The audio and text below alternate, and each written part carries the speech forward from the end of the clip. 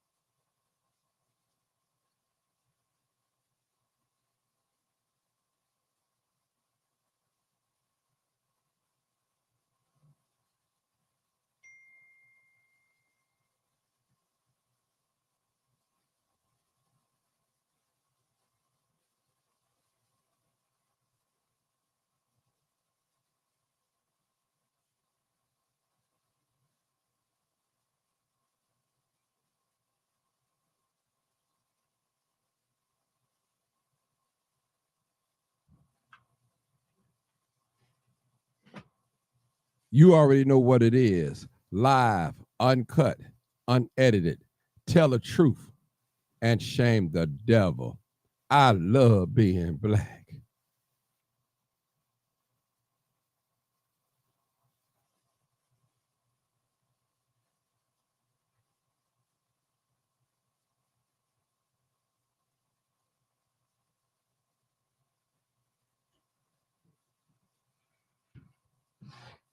All right, all right. Live, uncut, unedited. Let's get it rocking, people. Let's get it rocking. Where y'all at?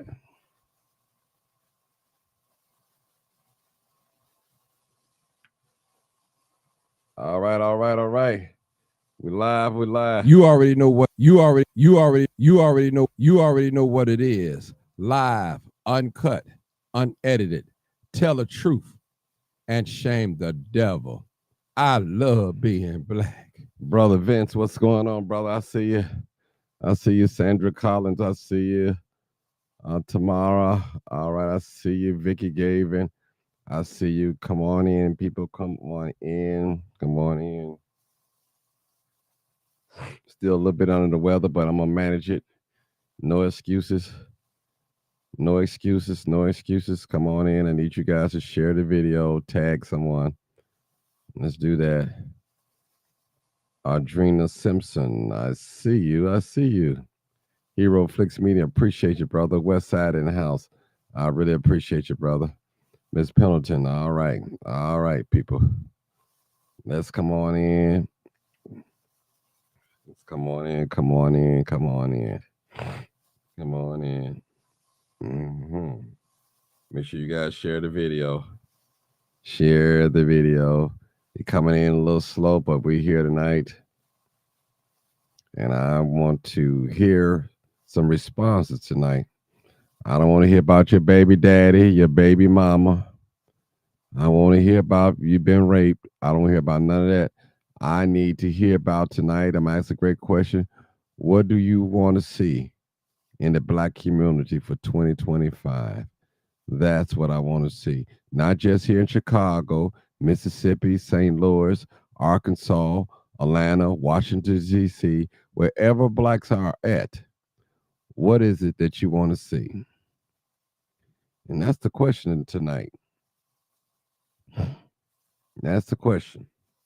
I don't want to hear all this stuff, sad talking. Don't want to hear it. I want to I want to know what black people want. But we have a lot of complaining. We always say what black people ain't doing. And back in the 60s, now we're not in the 60s anymore. Thank God for history. We must learn our history. We must embrace our history. But also, we got to embrace it and move on.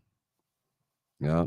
There's an old saying people who refuse to learn their history are bound to repeat it. So once we learn it, we have to move on. So that's what I'm on tonight. I don't care tonight. We're not talking about certain things. We just want to stay on point, stay on topic. No outbursts, no name calling. Again, if you're a Democrat, you're welcome. If you're a Republican, you're welcome. If you're a Green Party, you're welcome. If you're rich, you're welcome. If you're poor, you're welcome. All right. If you're educated, you're welcome. If you're non-educated, you're welcome. This is a safe space for all to come. If you're older, you're welcome. If you're young, you are welcome. All I ask is of you, just respect people that are talking. That's all I'm asking. Hear them out. Do not let your emotions sway your thinking. We all get emotional. The scripture said, there's a way that seemeth right unto a man, but the end thereof are the ways of death. And that's real talk, people. That's real talk. So in our eyes, we all think we're right. And that may not be the case. I've always tell people on this live, because you don't believe a certain thing, that doesn't make it not true or make it wrong. So your belief system does not change situations, facts, and truth. And I want to say to all of us, the truth hurts. It hurts me. It hurts you. It hurts all of us.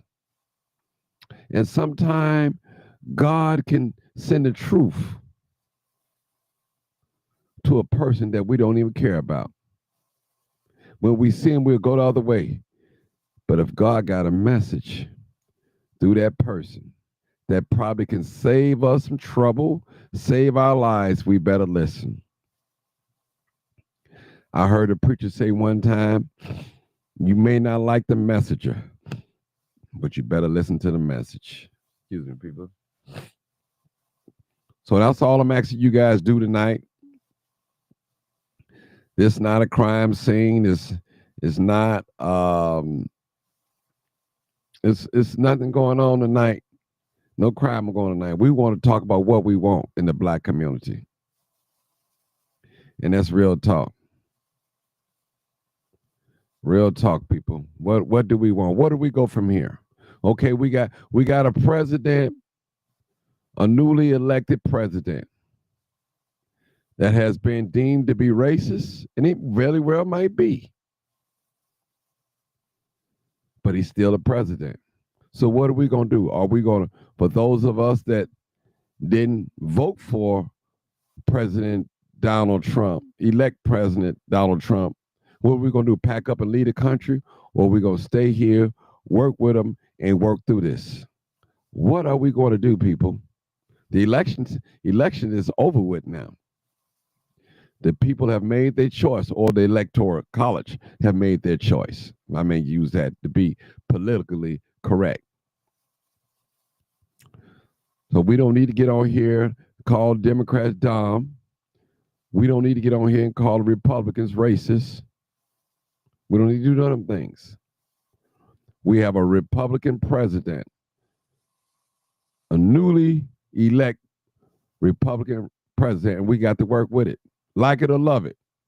Cool, let's move on. Let's focus on our local politics as well. Property taxes are going up. Not just here in Illinois, they're going up all around the country, all around America. And the investors are waiting for the market to crash, the housing market to crash, and so they can buy these properties pennies on a dollar. As a brother was telling me today, we need to start saving our money and building up our credit if we going to participate in the housing crash. A lot of people probably going to be walk away from their houses, their homes. They're going to be losing it. They can't afford it no more due to property tax, inflations. Real talk. So tonight, we're going to have a serious discussion. We're going to respect one another.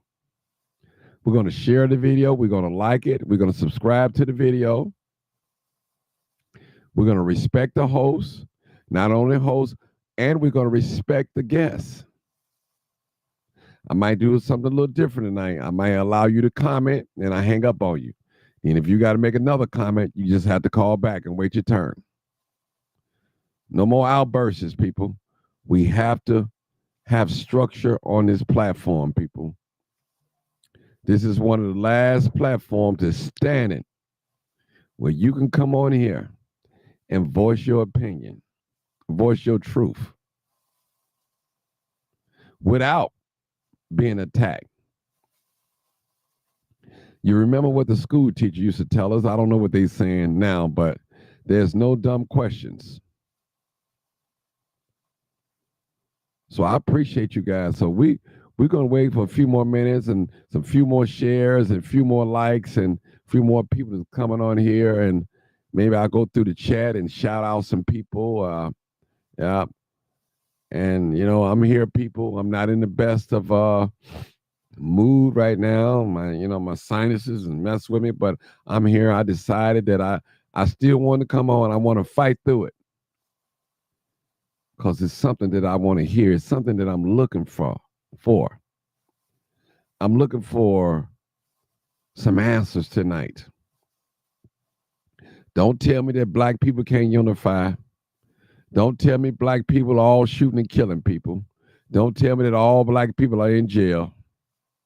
Don't tell me that all black people are on drugs, selling drugs. I don't want to hear that tonight. I don't want to hear about the crabs and the barrel mentality tonight. I want to hear what is it that you want to see in the black community for 2025. I'm only concerned about the black community.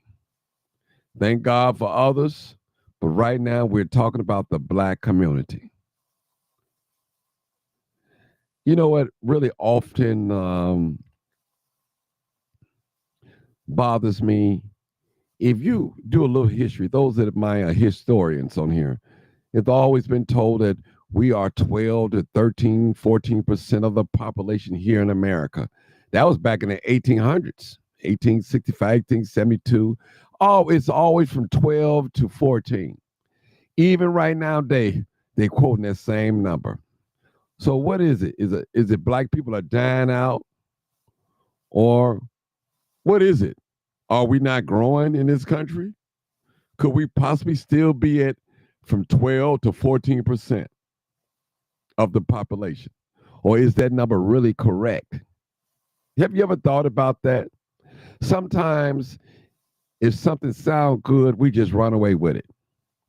We got to do a little investigation, people. Are there really 14% of black people here in America? The same as back in the 1800s, 1865, 1872, and all. Come on, people, let's think about it. We've been having babies since we've been here. So what's really going on with our population? This is a serious conversation tonight. And I want some real people to call in tonight, some new callers. You're welcome. And I don't want to hear what black people ain't doing or what we can't do. I don't want to hear that. I want to hear about what do you want to see happen in the black community or some changes in the black community that can take place in our community in 2025. I don't want to hear about the civil rights movement, Fred Hampton, Malcolm X, Martin Luther King. I don't hear about none of those people our ancestors, our soldiers tonight. I want to hear about some 2025 solutions and things that you want to see change. Let's build on what our ancestors taught us, King, Malcolm, the Black Panthers, what they taught us. Can we build on that and move forward? That's what I want to talk about tonight. I want some serious callers. I don't need you to go on with the story. I remember back in 1972. I don't want to hear none of that tonight. I want to hear some present day solutions and some present day changes. That's what I want to hear. I understand as Black people, we've lost a lot of ground as far as economics. Real talk. So I want us to be mindful when we call in tonight. I don't want to hear a whole lot of chatter. Let's come with some great ideas. Let us exchange ideas with one another. Let us respect one another on the panel if I choose to have one tonight. Real talk. Let us not come on here with that female agenda, with that male agenda. We coming together as a community. This is a safe space for the community to come and talk about how can we advance in this day and time. The things that they done back in the 60s probably, more likely, probably won't work today. It's a new day. It's a new day, people. And those young people that's listening to me tonight, learn your history. Pick up a book and read it. And read it. Respect your elders. Elders, respect the young people. Love on them. Real talk. So all that chatter tonight, outbursts, let me say this, and repetitious talking and barbershop talking and Fox talking and CNN talking, let's cast it away. Let's get down to business, people. Let's hit the ground running. That's what we need to do. We're looking for change. What is it that we want to see, people? I think Les Brown said something about it. It was a dog, I may not be quoting him, that was laying on a nail.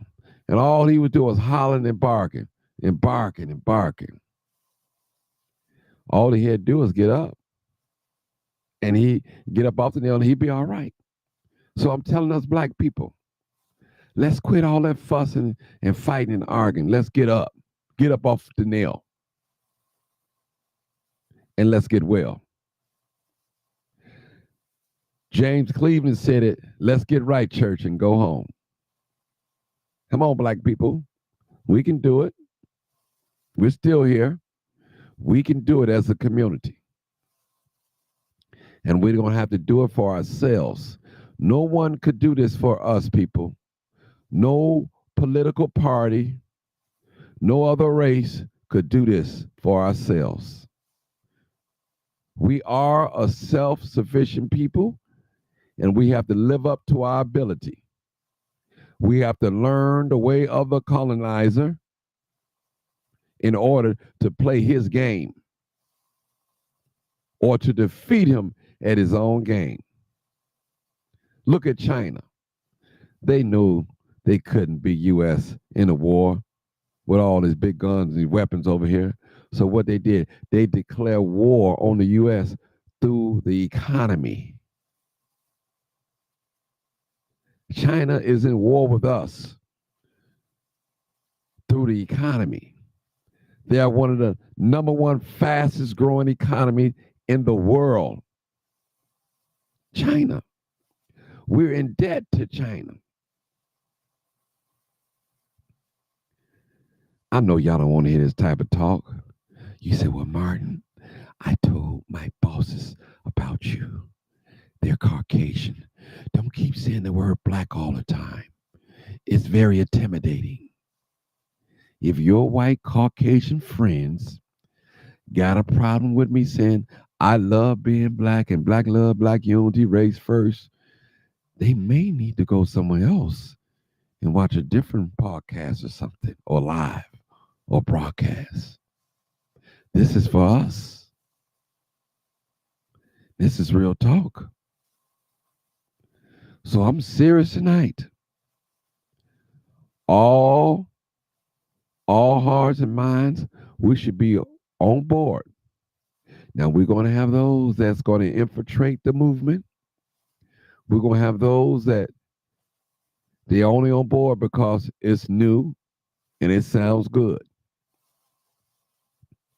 But we're going to have those that don't go back and report to the other man. I don't like them Negroes. No way they think they something. Master, you gonna look out for me. I'm gonna tell you everything going on. But guess what? We're gonna plan right in front of the master. We ain't gonna have to go behind closed doors. Right here on what is before us. Real talk. Call in, people. This is live, uncut, unedited.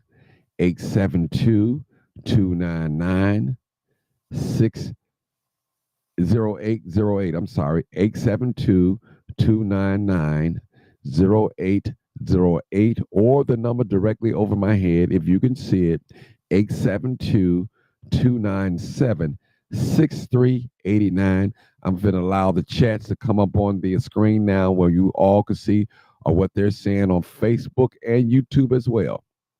So you can see the chat. It's coming up.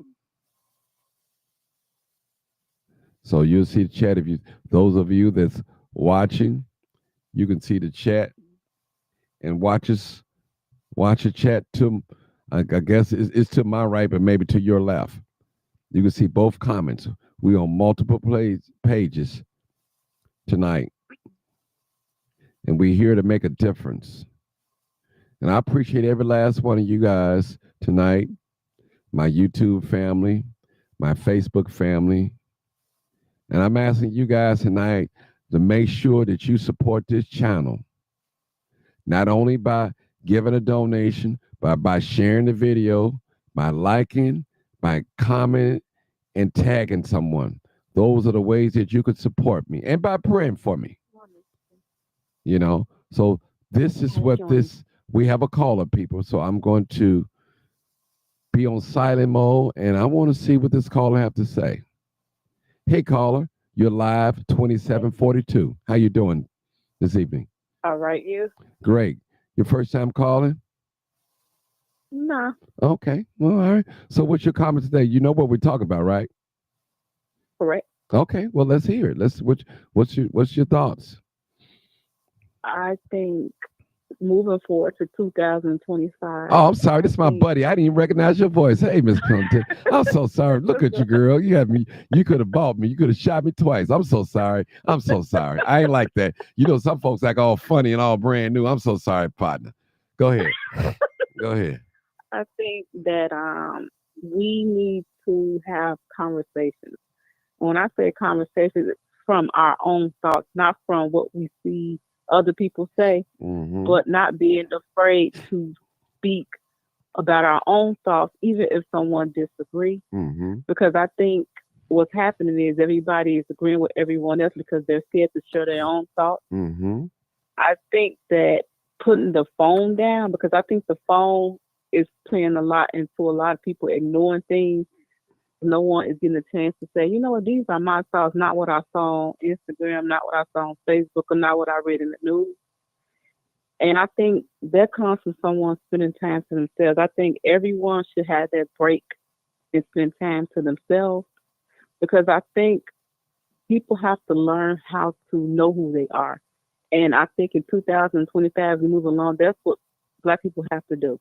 We have to know who we are, and not just as a race, as a person. And sometimes knowing who you are as a person can be scary, because sometimes our thoughts is a dirty game. And it's something I saw this man here that had it said, be kind to your mind. Because the mind, you may not act on certain things, but your mind can have all types of devilish thoughts.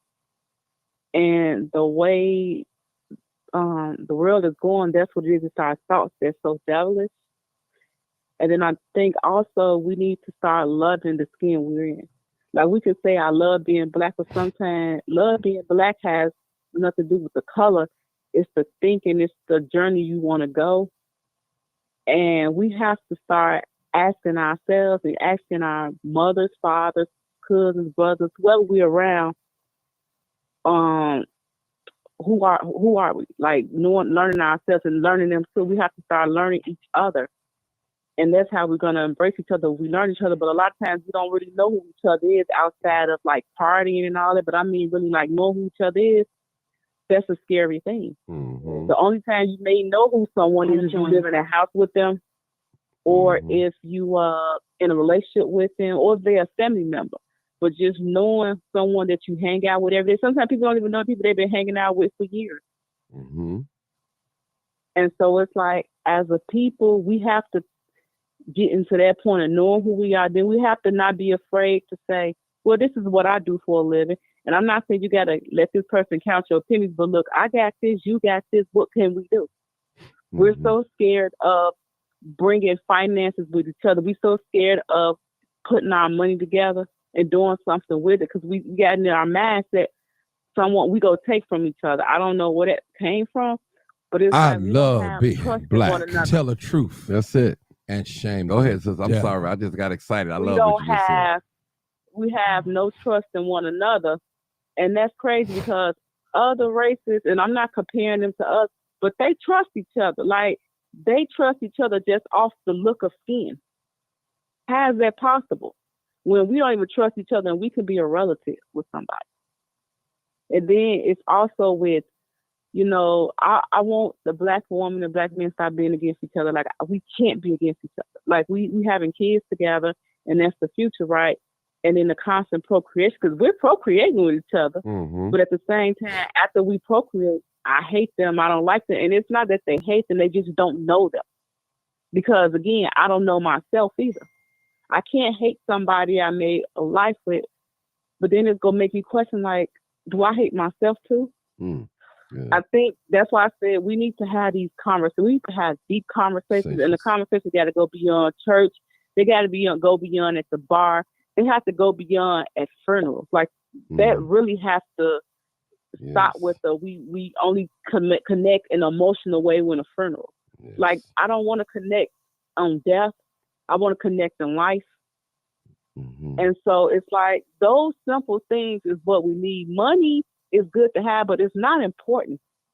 It's not important at all when you got a perfect human being in front of you, and they don't have to have anything in their pocket, but they can give you this certain knowledge. Because you got to remember, black folks didn't have nothing at a time, but they had knowledge to give. And that knowledge don't stop. It translates through every generation. But some of us got to put the phones down, the television down, and we got to really get to know ourselves and then get to know the person that's next to us. And I think that's what's scaring us. Mm-hmm. We don't want no one to know who we are, because sometimes we don't like really who we are. And I think it's our thinking. Like I said, the mind sometimes is an ugly place. Right. Like, you ever be having a good day, but your mind could be thinking of something so horrible. That's it. And that's not a good thing. To have a smile on your face and have a horrible mind thought. Right. Hold it right there, sister. Wonderful, wonderful. We got another call. I want to bring this call in real quick. That is so wonderful, Chief. I hope you guys hear that. That's how we're not looking for no outbursts tonight. I'm not trying to talk about the 60s and the 70s and all that. I'm trying to talk about 2025, the future, right now, the present. What is it that we want to see in the black community, people? All right, new caller, area code 678. Go ahead, caller. Hey, what's up? This is Dr. Love. First time calling. Oh, hold on, Dr. Love. All right, Dr. Love, that's your, we baptized you. Now you good to go. Go ahead. Come on, talk to us. I want 2025. I want the older generation and the younger generation to come together, because I teach school, I see is a lot that the older generation, a lot of them just gave up on the youth. And I think we just need to get together because I can learn something from an older person. The older person can learn something from a younger person. Tell the truth. That's right, And brother. shame the devil. That's right. You're right, bro. I run into a lot of older guys Mm-hmm. that just gave up on the youth. It's not all the youth that's doing bad. Yes, sir. We have more people in college than jail. People Right. don't know that though. Right. Yeah. Mm-hmm. That's right, All brother. right, man. You have a great night, my That's all brother. you had to say? That was it. That was good. How old are you, young man? man. How old are you? I'm 30. I'm 44, man. 44. Okay. Yeah, I Appreciate you. teach school. Yeah, I teach school. I appreciate man. you coming. How did you find out about me, man? Man, I've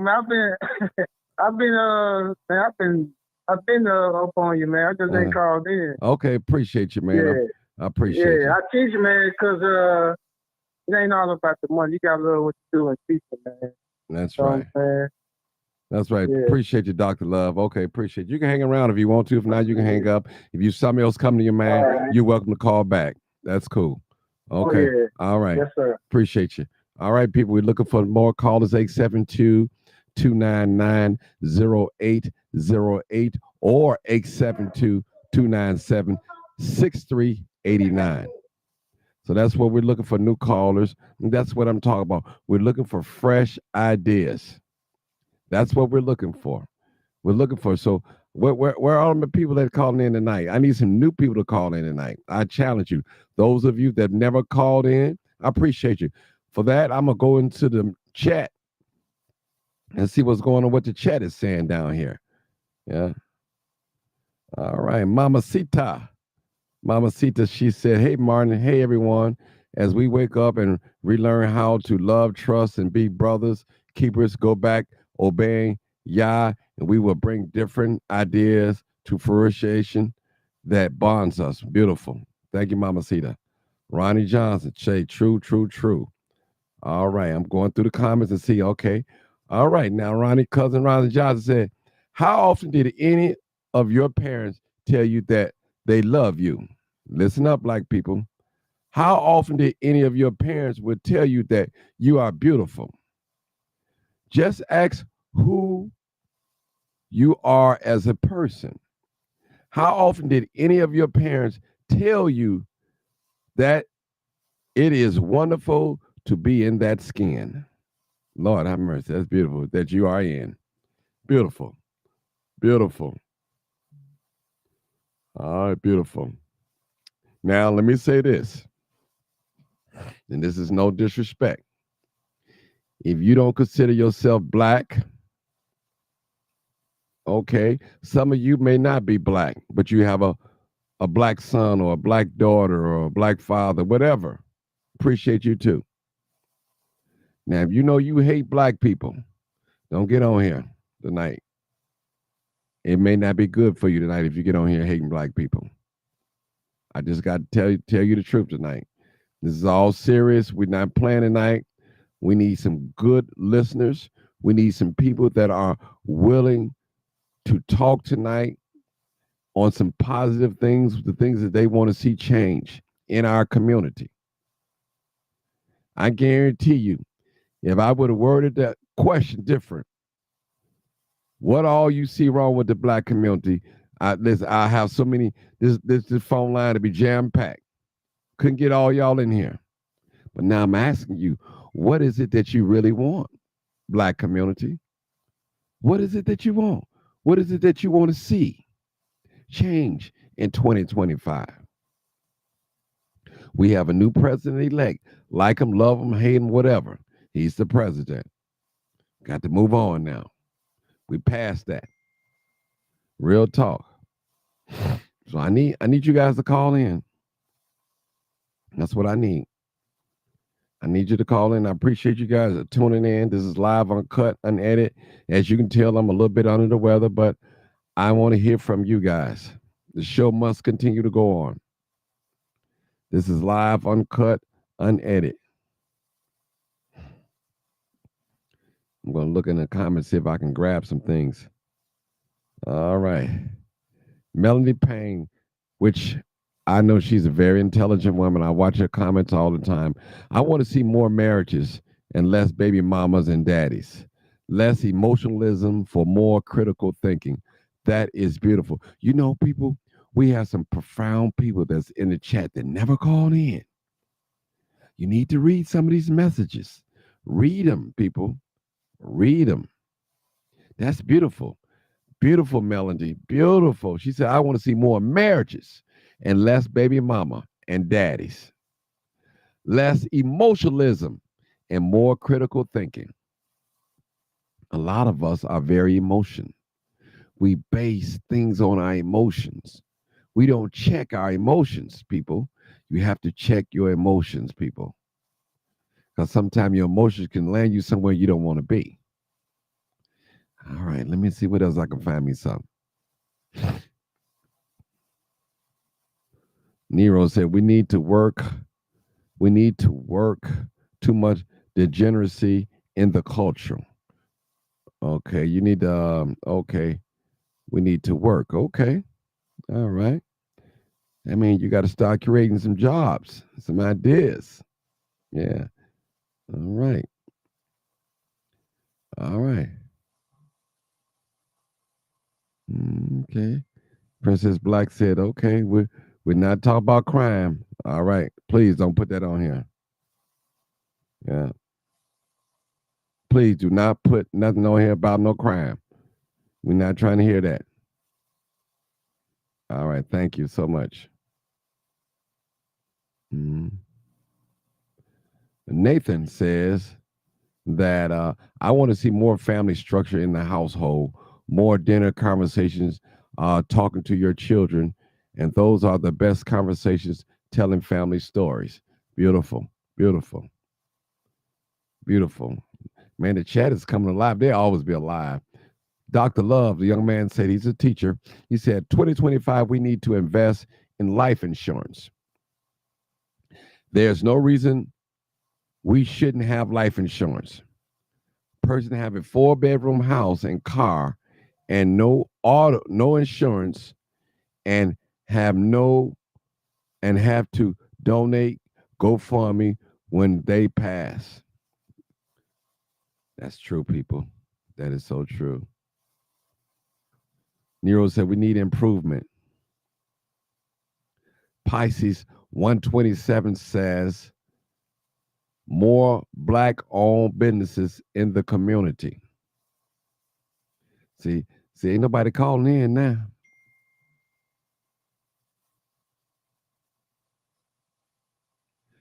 Call in, people. Don't just text me. Call in. Say what you have to say, or write it in the chat. I'll try to put it up here. You know, call it in. Call in the chat. Hey, Renee. Renee said, Martin. I love that, Sister Renee. I want to see the community come together like other communities. I want to see more doctors, lawyers, business owners, teachers, pilots. I want the community to stop electing preachers who know nothing about politics. Oh, wow. Let me read it this way. I want the community to stop electing preachers who know nothing about politics. I want the community to stop electing these same old politicians who have done nothing for this community. Beautiful, beautiful.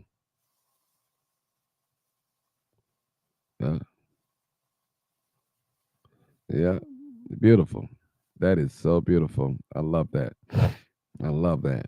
I love that. Well, you black people, what do you want for your community? What change did you want to see in 2025? You always tell me about the ills and, man, black people out here shooting, killing each other. Black on black crime. They selling dope. Baby, teenage pregnancy. We don't take care of ourselves. Okay, what is it that you want to see in the black community? What is it that you want to see? Okay. Come on in, people. I need some callers. I need some callers, people. I've been reading the chats. I need some callers to call in. All right, I see a caller coming. Mm-hmm. You can call in. What is it you want to see? Remember, people, I want to see change. I want to hear about change. What you want to see change. Don't tell me what it used to be. Tell me what you want to see right now in 2025, present right now. All right. We got another caller. Wait till this person comes in, and we can go to the next caller. See? All right. Hey, Key, how you doing? Hey, how you doing? What's your comment, caller? Hey, how you doing? Good evening. You said, what do you want to see in the Black community in 2025? Yes. I want to see Black people buy their communities back and open the businesses and own everything in their communities and hire the young people.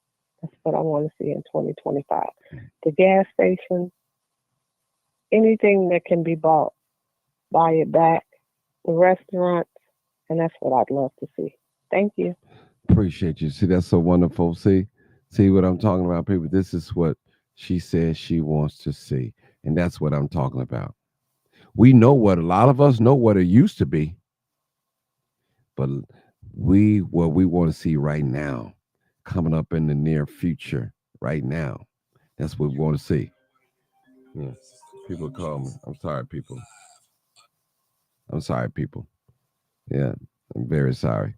I should have put my phone on my. Okay. What's that? Multitasking. I would love to see parents take a more active role in their kids' education. Wonderful.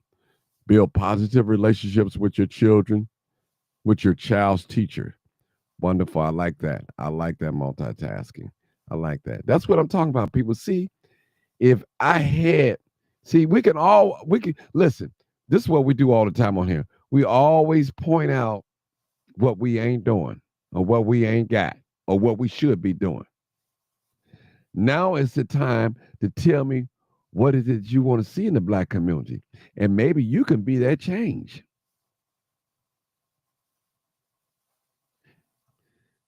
Don Tyson said higher moral standards. Moral standards. Wow. All right. Lola Smith said, I would like to see more critical and independent thinking in the Black community. Wonderful. Wonderful.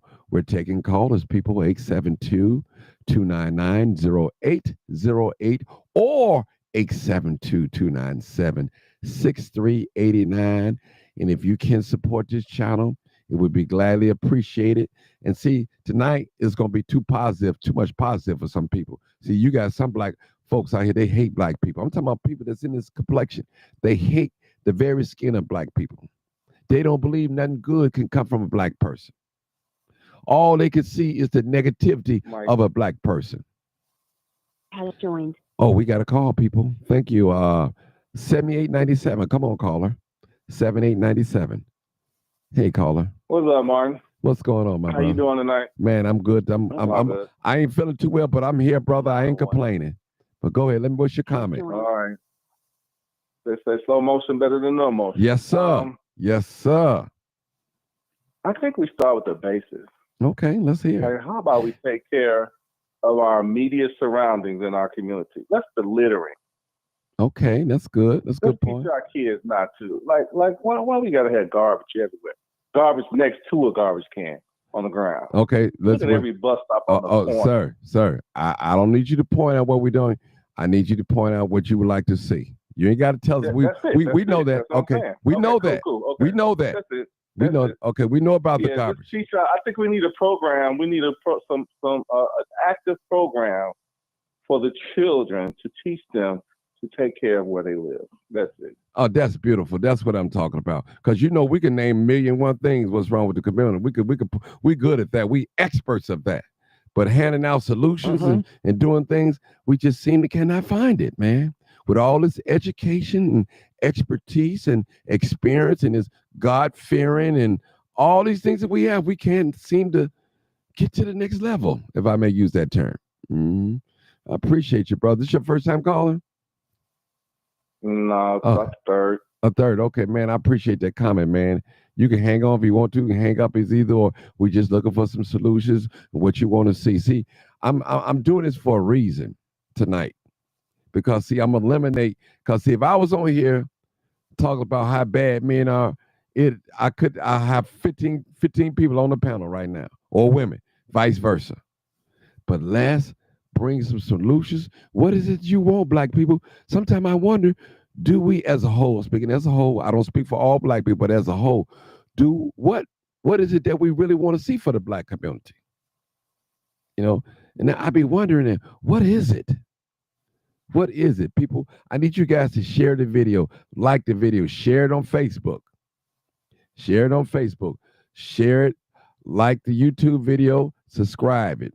Please do that, people, so it can grow. We're trying to grow the channel. Yamina, how you doing? Yeah. All right, let's see what Nathan has to say. Nathan said, I want to see more parents talk to their children. When your kids have a problem, listen to your children, reason with your children. I need children to honor your mother and your father and have better communication with your parents, respect your parents. Beautiful. Beautiful. Beautiful. Somebody said, have to identify the problem than the solution. Well, let me just tell you this. We don't have no problem identifying the problem. We always identify the problem. You hear that on here all the time. You always hear what black people ain't doing or what we need to do. What is it that you want to see? That's what I want to know. I'm asking the black community tonight. What is it that you want to see? That's what I'm asking. Barbara Cooper said, I want to see us work together to take care of our communities and also help our youth. Look at this. I think this is too positive for some of y'all. I really do. I see now I know what I'm thinking now. I know how to get rid of the naysayers off this live now. Ronnie Johnson said, I would like to see the areas that's occupied mostly by black citizens here in the state of Illinois to become back to operating as a unity with a village mindset so that the youth can enjoy the experience of being loved by the environment. Got to read it down a little bit down, environment, because they don't show all the words. Let's see. It's Ronnie right here. They don't show all the words on the screen, so that's what I have to do. And learning how to plant. Oh, hold on. My brother said, experience in helping. Hold on. Let me read it from right here, people. All right. That brother wrote a whole long paragraph on here. All right, brother Ronnie. He said, I would love to see the areas that I occupy mostly by black citizens here in the state of Illinois to become back to operating as a unity with a village mindset so the youth can enjoy experience of being loved by environment that they are experiencing on a daily basis for the majority of their life as they come out the door of their homes, going to school, going to work, going to the library, and Bible studies. Getting the exposure of working around park districts part-time, getting the exposure and experience helping to do lawn care service, getting the exposure and experiences cleaning roof and gutters and learning how to replace of shingles on roof, getting more exposure, learning how to plant gardens in which insects, homicides, not to use that are not harmful for humans, humane system, and animals' immune system. Okay, homicide. So not to use that. Okay, I don't know if he meant to say that. Okay, go ahead, my dear sister. Go ahead, my dear sister. 470. Go ahead. Hi, Mr. Johnson. How you doing? Georgia calling back again. Just reiterating, I think what the Black community lacking today is love. Just love for one another, love for people Now, in general. okay, let me say And this, Miss I'll George, just give Miss you a Georgia, Miss Georgia. yeah, I don't need you to point out what we don't have, what's lacking. I need you to point out what you want to see for the Black community for 2025. We know our problems. We definitely know that. Okay, go ahead. yeah, yeah, not the problem. I was talking about the solution, Okay. love, not a problem. Because like Okay.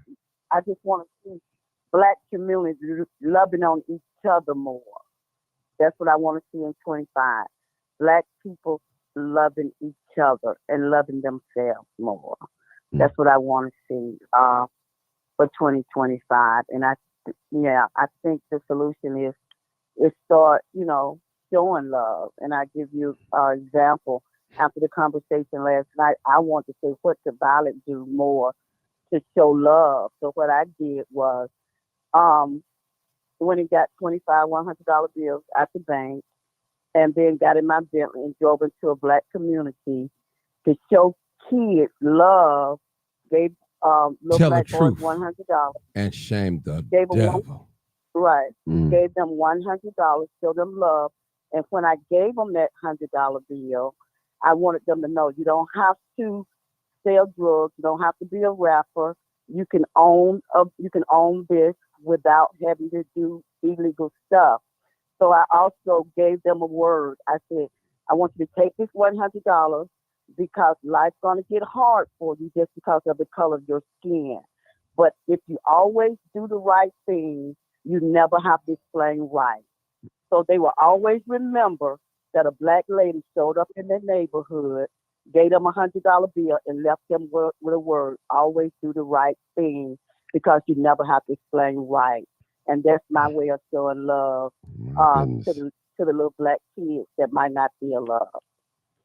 My goodness, ain't that beautiful? You could have gave me one of them $100 bills. No, but you did donate to me yesterday. I appreciate it. Thank you so much. Thank you. That is so beautiful. You know what? You've touched a lot of young people today.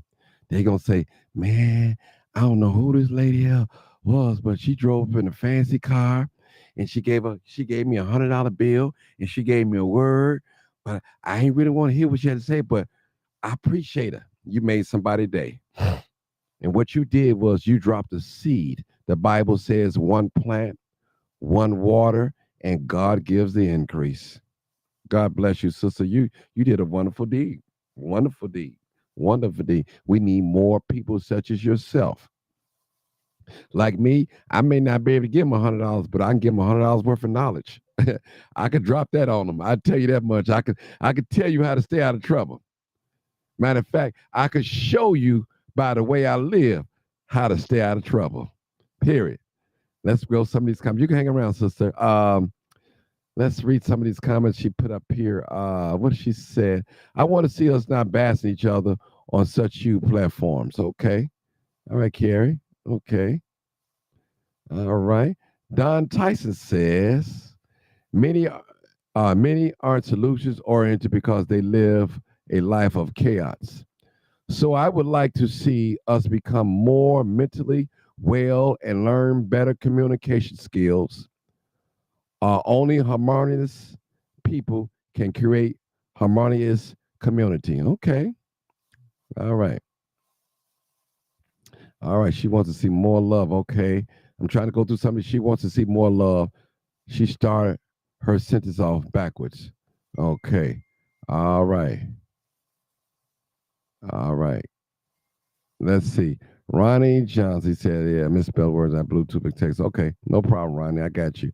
Okay. Melody Payne. She's a good sister, too. I would love to see, we got another caller. Okay.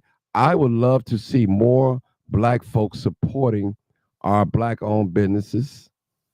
When I step foot in any one of our establishments, I should see a lot of foot traffic. Beautiful Miss Melody Payne. Yamina says, my friend, hey, amen. See what God can do. He can turn it around for anyone. So true. 900. All right, I got my oh, Joined. My internet friend is on here. I call her my internet girlfriend, y'all. It's just a joke. It's just a joke, people. It's a joke. All right, how you doing, 900? Now you know what the topic Hey, is. Martin. You know what the topic. What is it that you want to see? Don't tell me what we already know the ills of our community. What is it you want to see in 2025 in these black communities? Even though you may not live in the black community, but what is it that you want to see in these communities? Go ahead. Okay. Yeah, I saw the topic of the show. Okay. Okay, so I'm gonna answer your question. Here's the thing. I know that it's probably not gonna happen. No, This no, is what I would hold like on. to see. You starting off wrong. You starting off wrong. Don't do that. Don't say that. Don't put that in the atmosphere.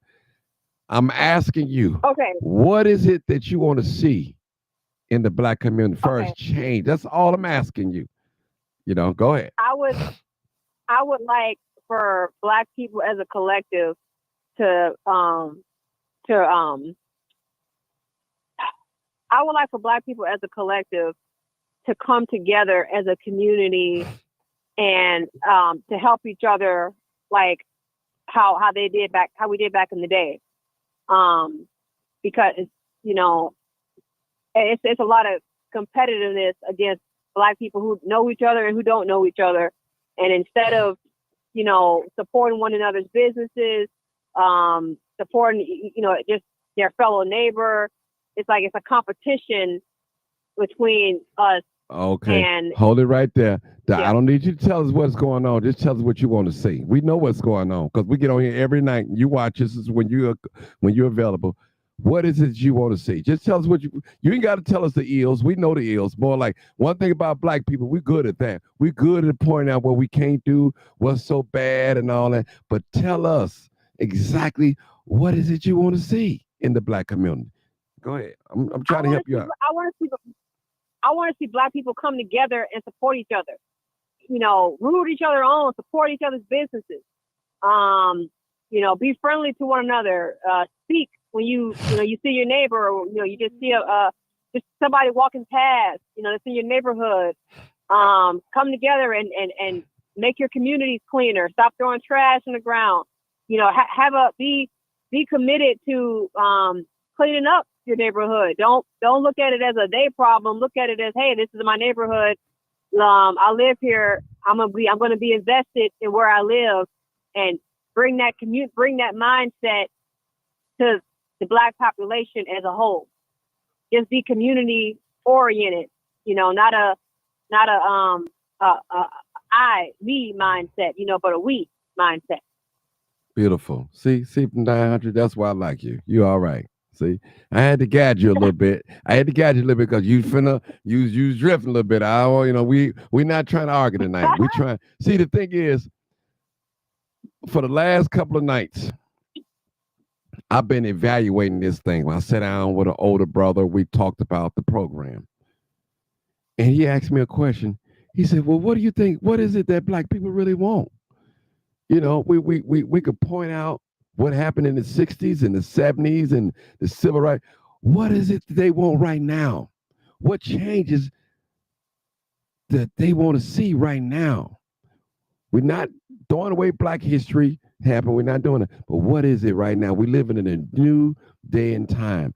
That sister came on here and told us her act of kindness that she did today. She didn't have to do that. So we should all strive to do that. Yeah. She showed her act. Now, like me, I don't have $2,500 go to the bank and pass out to 25, but I got some knowledge. I can give them some information in love now. In love. This is how we do it, people. We have to talk to each other in love. And I know sometimes we get really emotions and we want our lick back. And she thinks she told me, I know we get into them struggles. But can we do some things in love? We need some more callers, people. Hold on, y'all. Hold on, guys. I got two Atlanta people on live tonight. 872-299-0808 or 872-297-6389. I want you to tell me tonight, what is it you want to see in the Black community for 2025? Don't tell me about Oh, the is Sarge ears. on here too? No, he's not on here. He's not. Oh. No, it's another young lady. Yeah, on here. You said So Atlanta people. yeah, they've been Oh, showing okay. up. Yamina said recovery. Beautiful. I like that. Martin, Yes, go ahead. you know what quote comes to mind that's been kind of on my mind heavy, and I even ordered a sweatshirt recently with this quote on it. That this mentality I would love to see in the Black community in 2025, and I'm sure you probably heard it. It's by what's his name, JFK. Ask not what your country can do for you, but what you can do for your country. I remember that quote. That was a famous quote. Yeah. And I know he's a Democrat, but you know, Democrats back then, they weren't like the Democrats today. They were much more level-headed. Well, we're not gonna get into that. You ain't got to get into that because we just I want to explain the quote and how Okay. it's Okay. relevant to the mentality. Okay, so I think that is an excellent quote that we all need to adopt, because you know how primarily in the Black community we have, like I said before, we have this mindset of it's an I or a they problem, not an I problem. But when you adopt that quote and you factor that into your life and your ways of thinking, it's more about the responsibility is shifted on to you rather than they or them. This phantom they and them that we like to talk about. But it's more so, what can I do? Instead of always figuring out, what they gonna do for me, trying to figure out what can I do for my community. Instead of thinking, what is this person gonna do for my community? Let me vote them in, or let me, do this for this person so they can do something for my community. Step up to the plate and be like, hey, what can I do for my community? Has joined. That reminds me, it's a quote that's a brother Jesse. He has a friend of mine. We went to college together, and he said that he got a T-shirt. He said, "We are our own solution." That's exactly what it. Let's be our own solution, people. We got a new caller. Then I'm gonna go into the chat and read some of the chats up. Hey, Mr. Bill, how you doing? All right, how you doing, Martin? Man, I'm hanging in. I'm still living. I'm hanging in there. Go ahead. Yeah, I like to see more God, more love, unity, and us as and integrity. But along with all of that, and it sounds cliche, but those are, I believe, pertinent things that we need to express, as well as a commitment to save our babies, man, our kids. No matter what age they are, from any age that they can be taught, whether it's your neighbors, a strange kid, a stranger, it don't matter.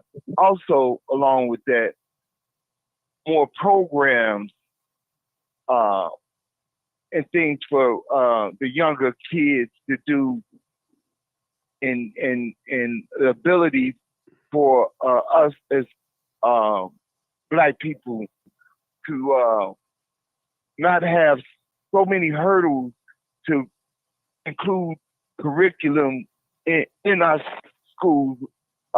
Say, for instance, years ago they had officer friendly. I think it would be a just thing for us to be able to go and show these kids that you don't have to be a rapper. You don't have to go to college if you're not cut from that. And real people from the community that do have these regular jobs come and be able to talk to these kids. If it ain't nothing but 4 or 5 people at a time, 20 minutes, 15 minutes, so they can see something different. Okay. That's what I like to see, Mark. Thank you. Let's go to the comments. Cousin Ronnie Johnson says that it would be nice to see some of Black fathers that are active in their children's life come together with other Black fathers to rent out one of the empty buildings and turn it into a workout center for the youth, to have a boxing center Okay, I gotta go down here and read it because it only shows so much up there. Let me go down here and read it. Empty building, turn on the workout center for the youth to have a boxing center. Okay, a boxing center for the youth and have a boxing center and offer self-defenses for women and the elderly. Okay, real good. Okay. All right. Let's see. Miss Yamina, she says that what does the black community want? Good question, because I heard of so many answers that some will call excuses. Lord knows the only he does would be the answer. Okay. All right. Let's see. Go to some more questions. I had seen something real good that I want to. Okay.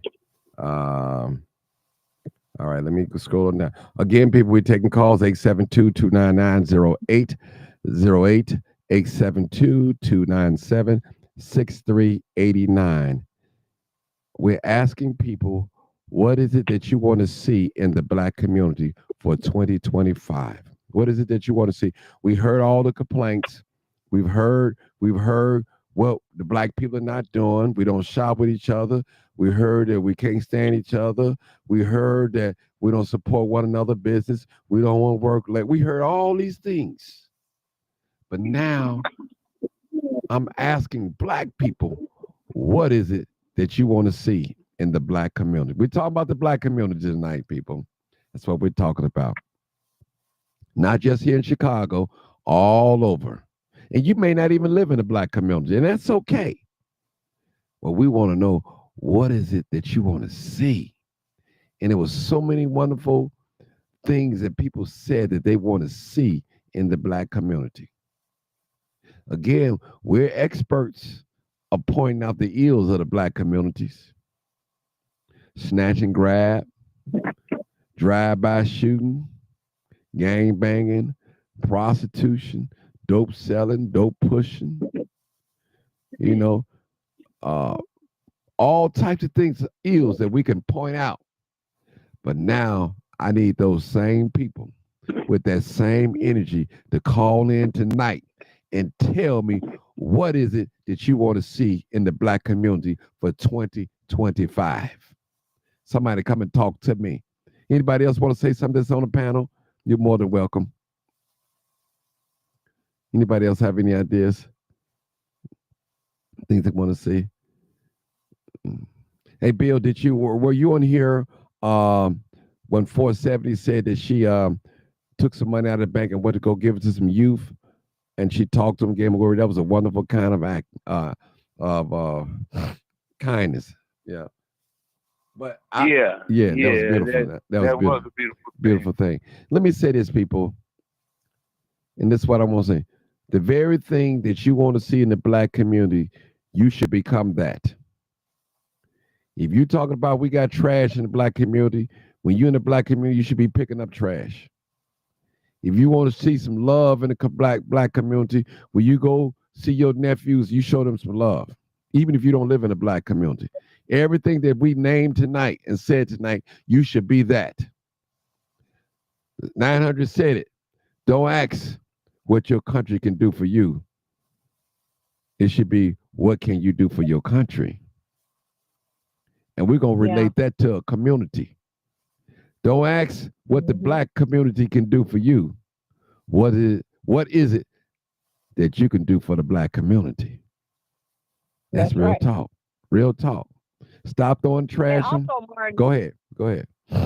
also, don't forget the quote, be the change you wish to see in the world. Yeah. Just like you just said, if you want, you got to talk to people. If you want people to talk to you, you got to talk to people. Like even in the Bible, it says a man who has friends must show himself friendly.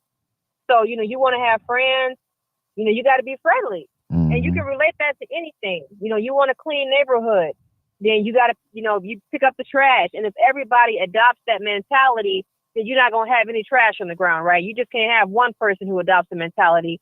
It has to be lots. It has to be the community. And when you have people who adopt that kind of mindset, about everything as far as their community goes, then that's how you create real change. Another quote that really always stuck with me, it was so profound, and I think this is something that we don't really think about. It said, I always wondered why somebody didn't do something about that, and then I realized that I'm somebody. Mm-hmm. Ooh, that's a good one. Say that And I again. thought that was so Say that again. I like it that. It said, I always wondered why somebody didn't do something about that, and then I realized that I'm somebody. Mm-hmm. Because too often, we look inside of ourselves and we think we see a problem or we see an issue, and it's easy to be like, okay, well, when is somebody going to do something about this? Or you see somebody that needs help out in public, and you drive by, you walking past, and you thinking, man, I hope somebody help them. But not many times enough do we think, man, I can be that person to make the first step. I can be the person to make the first move. And oftentimes, we see it in everyday life. All it takes is one person to just take the initiative and do something, and before you know it, other people get the courage to do the same thing and to join in. And instead of always looking at, man, that was nice of that person, or what a hero that person was, or that's what's up that person did that. Start adopting the mindset, hey, you don't have to look for somebody else to do it. You do it. Mm-hmm. And so when I heard that quote years ago, when I read it on Facebook many years ago, probably like 10 years ago, that just really like stopped me dead in my tracks. Cause I was like, man, that is so true. And I never thought of it like that, Mm-hmm. Yeah. So, yeah. Beautiful. Anybody want to say something else? I thought I heard somebody. That is so beautiful. I appreciate that. See how positive it is tonight? No outbursts, no emotions flying all around. See, when you get a hold of this podcast and do things in order and all that, people got to line up.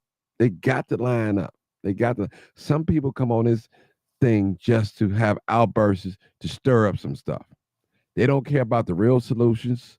They don't care about people who they care about. People, this thing is real. It's real. And we have to show acts of kindness and love toward each other. We have to be that what we want to see. That's the old saying I heard my brother say it. He said, people can't be what they can't see. So we have to be all that. We have to be what we want people to see. And Martin. Yeah, go ahead. That is so true, because I've come to the realization, maybe some years ago, that people, that's why it's so important to be an example. You got to lead by example, because there are some people, sometimes you look at a person and they think, man, how can they be this way, or how could they not do this? But you got to understand, some people may have never had an example to show them how to be this or that, how to be kind or how to be generous. And then you meet some people and they're just like, so kind and so generous and so thoughtful. And you think in their life, man, how are they this way? And, one of the answers to that is, they had an example somewhere along the way. Maybe their mom or their dad was very generous or kind or empathetic, or always trying to help somebody. And so they picked up on that. And, in our community, so many times we don't have anybody to show us how to be empathetic, how to be generous, how to be a giving person, how to make the first move. And so we, a lot of people are like, all right, hold it. You're going backwards now. You're going backwards. I don't need you to tell us. Okay. I don't need you to point out what we, don't go back. Let's keep it going forward. Okay. Right. So yeah. Like a lot of people, when it comes to stuff like that, they're stunted because basically they never had anybody to lead by example. And so, if you never saw it, then you really don't know how. You may think that it may come natural to a person to be kind, but like you just said, Martin, I forgot what you just said, but anyway, you know, people have to be taught these things, basically. Oh, I know what you said. It's easy, like you said, how when you get things in order, people, you know, they got to line up. Well, it's also human nature to want to rail on the bad things and harp on the bad things. You know, a lot of people, when it comes to good news and good stuff, you know, kind of human nature, it's not really up there. People get more excited when there's drama and stuff like that. So, you know that, Martin. Yeah, That's well, all people. That's all. I didn't speak my piece. What I want to see change in the Black community, I want to see more love toward one another. That's the number one thing. Love. You know, everybody don't have money to give each other information, but love. It pay to be kind. You can just say, "Hey, how you doing? How's your day going?" Or, you know, just acts of kindness. That's it. You know, you see somebody struggling with a certain thing, and you got the answer, the solution. Tell them. Say, "Hey, man, he trying to fix his car. You trying to fix a flat, and he can't turn the boat. You could tell him how to do it. Say, man, just get a ratchet and break it, or break a bar or something. Just give somebody some solutions and things like that. You know, I had a brother. This is a true story. He was working in a restaurant. He served 20 years in prison, 20 years, 20 calendar years straight. And the restaurant really wasn't making enough money for him. You know, he was he's like, man, I'm ready to go back out and sell some drugs and all that. And I said, well, man, you just got out of jail 20 years straight. You're doing okay, but he wanted more money. I said, well, I tell you what, man, I'm going to introduce you to a new game, you know, where you can buy you some merchandise and sell it, and buy some storage lockers and all that. And you know, when I did that, he humbled himself and he listened to me. He did that. He thanked me right now today. He said, man, you the only one that ever came to me and showed me something, told and showed me how to do it. Kept me from going back out in the street to do the crazy. And I felt good because I was able to help somebody with some information. And I held his hand in a sense that walked him through it. This is how you do this. This is how you do that. So a lot of times, information is good to give out. And we need to give out more information in the Black community. Now, if you're working on a job, Black people, and you know Black people are fishing for information, and you know the job tell you if they don't ask you, don't volunteer the information, sometimes you got to coerce them to ask you for the information. You know, because some jobs, they'll tell you, if they don't ask, don't tell them. You know, in which that's how some jobs operate. You know, people, we have to look out for each other. We have to show love and kindness toward one another, and that go a long way. And another thing I want to see in the Black community, I want to see us get out of our emotions. Well, I think one person said emotionalism. We move on our emotions. Don't you know your emotions can cause you life in prison? It can cause you to get hurt. It can cause you even death. Your emotions, because you was feeling a certain way. Give you an example, and I've seen this like on one of my crime shows. The guy was a crack dealer. He was selling rocks and stuff like that, and there was a person that bought from him that owed him some money. He wound up beating the guy down, beating him down, I think killing him, and lost everything that what he was trying to do. If he'd have just chopped it off as a loss and said, hey man, don't come back around here. But I said, I better not catch you back around here no more, you know, he probably would still be out. But sometimes his emotions, he felt like the guy was trying to play him. You got to remember, Mr. Drug Dealer, you don't have no license to sell drugs. You already wrong. You know, two wrongs don't make no right. So people, I just want to see us win. That's all I want to see, us win. But we got to have a morals compass, as Bill say, a moral compass. We got to measure to something. We just can't go in life and do anything we want because we think it. And that goes for all of us. A lot of us in our minds. There's some dirty thoughts that come in our mind, but we don't act on them. Thank God. Because a lot of people probably dead or hurt or whatever. But we have to fight our mind. We have to have a renewed mind, a new mindset. That's what it is. I appreciate you guys tonight. I really do. See how quiet it is, people? Oh, it's quiet. It's so quiet tonight. I mean, look at the call. Nobody's arguing, going back and forth, over talking. Nobody. Is this what you call structure, people? I don't listen. Anybody can get on here and say what black people are not doing or what they ought to be doing. We all can do that. But tell me, black people, the change that you want to see in the black community for 2025. I don't need to hear back in the day. I don't need to hear about the civil rights movement. Thank God for them. I don't need to hear about Martin Luther King right now, Malcolm X right now. Thank God for him. Thank God for him. Marcus Garvey, thank God for those soldiers. Elijah Muhammad, thank God for those soldiers. They're no longer here with us, but they're here with us in spirit. Rosa Parks.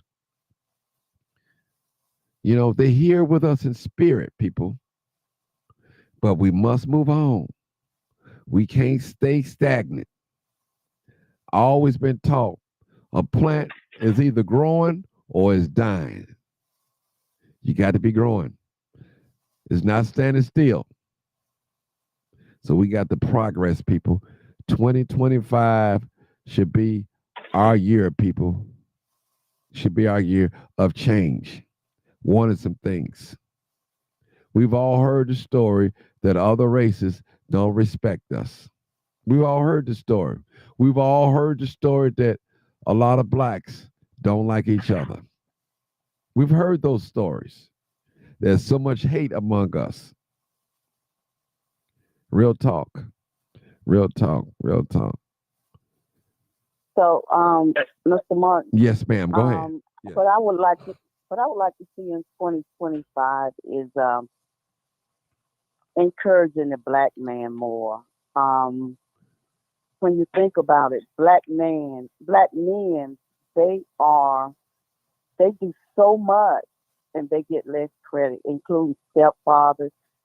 What I want to see is us build up the black man, encourage the black man more, lift the black man more up, talk about the good things he does, like men like you that nobody never speak of, that, you know, go out and try to reach other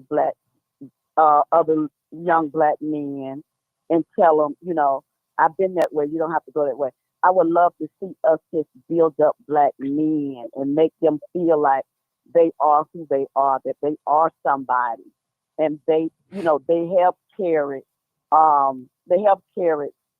America on its back.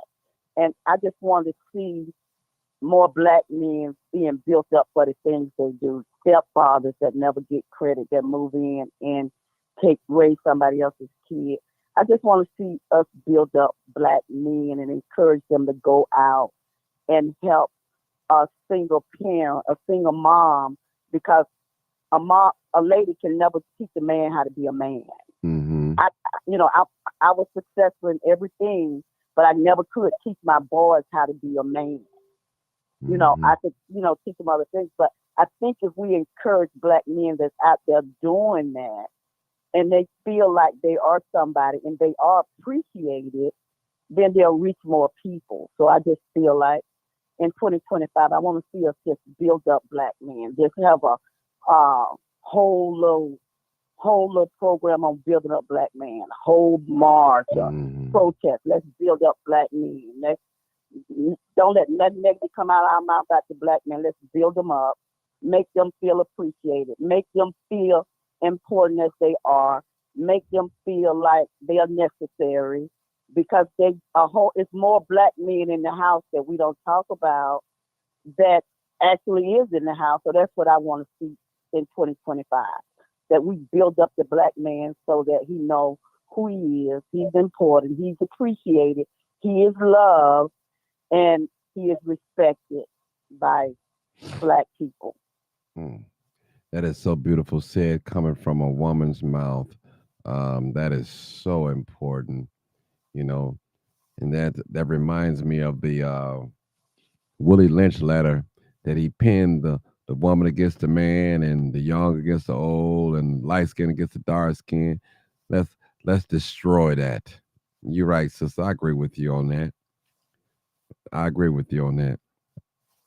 Yeah, I agree. That is Hey, beautiful. Go ahead, Bill. hey, Martin. Uh, Michael Jackson made that song. You have to start with the man in the mirror, and just like you and somebody else said, uh, you have to set an example.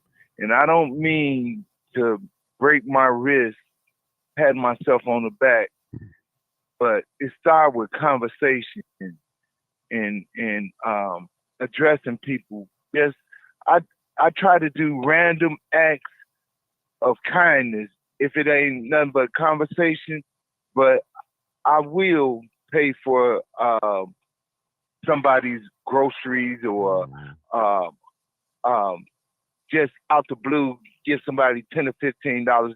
That ain't homeless. And a lot of times people can't understand, have even asked me, why you doing this? And my backup plan conversation behind it um, is I hear so much negativity and bad things happening in the news. If I'm doing something good, I know it's something good going on in the world, Mm-hmm. and that is the truth. Say I've it, I've brother. I've had single single women say no in front of their kids. No, I ain't taking that. And I have to explain. I don't want your number. I'm just doing something kind. If you I don't they'll respond, I don't need it. I say, well, take this and pass it on. And you do some kind to somebody. Oh, that's right. That's And right, bro. that's that's a start. And I try to do that at least 3 to 4 times a week. And my motto behind it is if I'm doing something good, I know something good going on in Mm-hmm. this world. Beautiful, beautiful, Yep. beautiful, beautiful, beautiful people. That's what I'm talking about. Showing, doing acts of kindness, and even just giving somebody a word. I mean, there's an old saying Yep. that if you feed a man a fish, you feed him for a day. But if you teach him how to fish, you feed him for a lifetime. So it's even more important to show him how to catch a fish than just giving him a fish. This is good. Both are good now. Both are good. Don't get me wrong. Because Jesus fed the multitude. Yep. 5 loaves of bread, what, 5 fish and 5 loaves of bread, something like that. 2 fish, some I forgot the story, but it's y'all those that's know about. 5 loaves, 2 fish. That's it. Yeah. Yep. That's it. Yeah. That's it. But that kindness, that's what we need, man. It's we need to show each other more love and kindness. Hmm.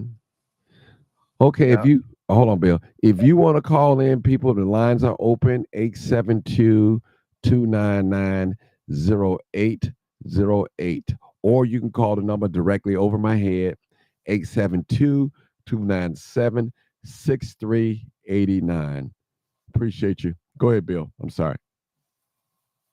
I was done. Oh, you was done. Okay. I mean, this is a wonderful show tonight, people. I mean, this is a wonderful show tonight. Black people. Well, you know what? I want to change gears just a little bit tonight. Okay, we spent let me see, we spent an hour and a half, just about an hour and a half or so on this subject, but I want to spin the show just a little bit since we talked about what we want to see in the black community.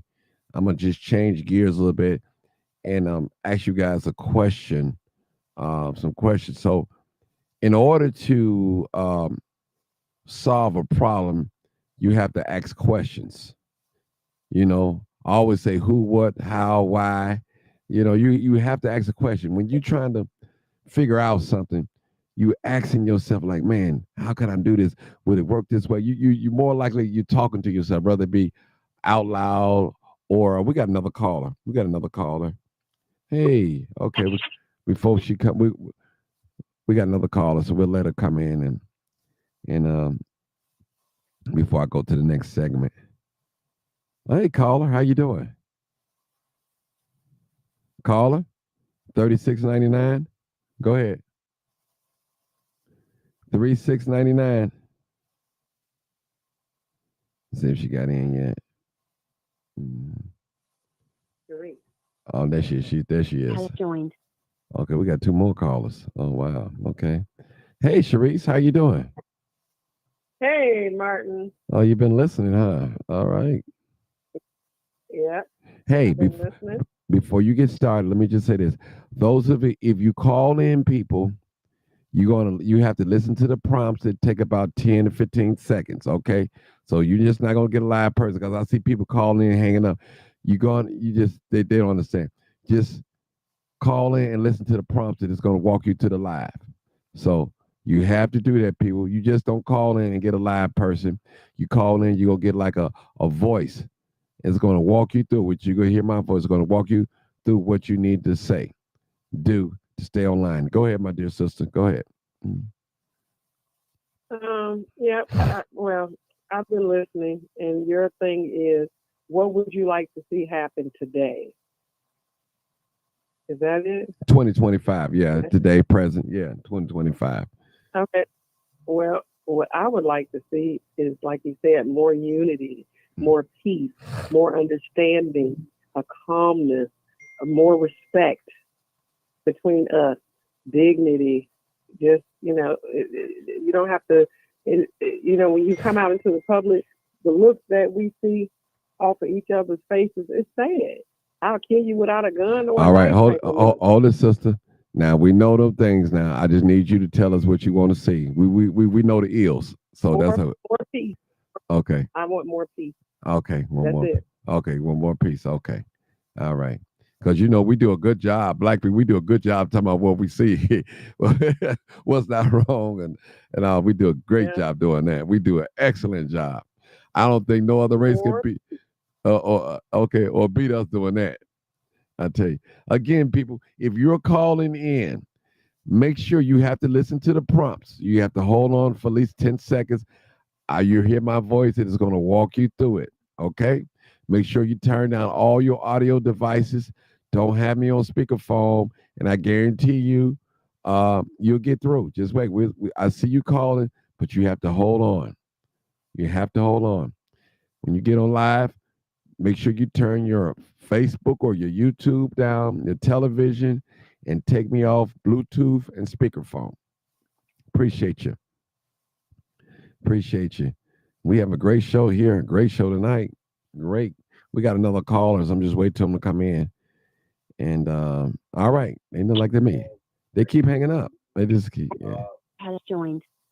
Caller? I think they hung up. Yeah. Yep, they hung up. They hung up. They hung up. So it's a great show tonight, people. I mean, great show. Great show, people. Great show tonight. I mean, no arguing, nobody beating up on nobody, and it's too positive tonight. I guess ain't no action tonight. No action tonight. I told you. Yeah, no action. No action tonight. 900, you ain't got the drama. Yeah, 900, you ain't got to argue with nobody tonight, huh? No, I don't be like arguing all the time. 900, No. you send his live up. You send it up, girl. You send it up. You send it up.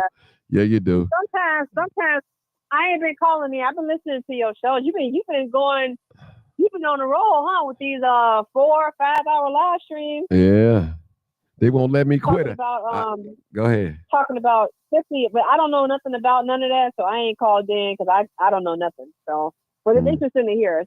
Mm-hmm. All right, people. Yeah.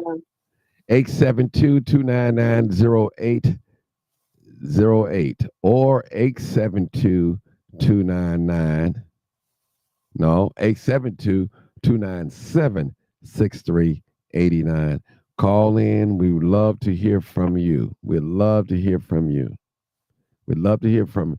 New time call. We won't cuss you out. We won't beat you up. We won't attack you. We just need to know what you want to see for the Black community. And let me just say this, people. We have people, Sharice, we have people in this world that they wish you well, but with the same breath, they're hoping you fail. Do you know that we have those type of people? They want you to be great, but not greater than them. That's it. 215, keep calling me. 215, you got to stay on the line. You cannot hang up.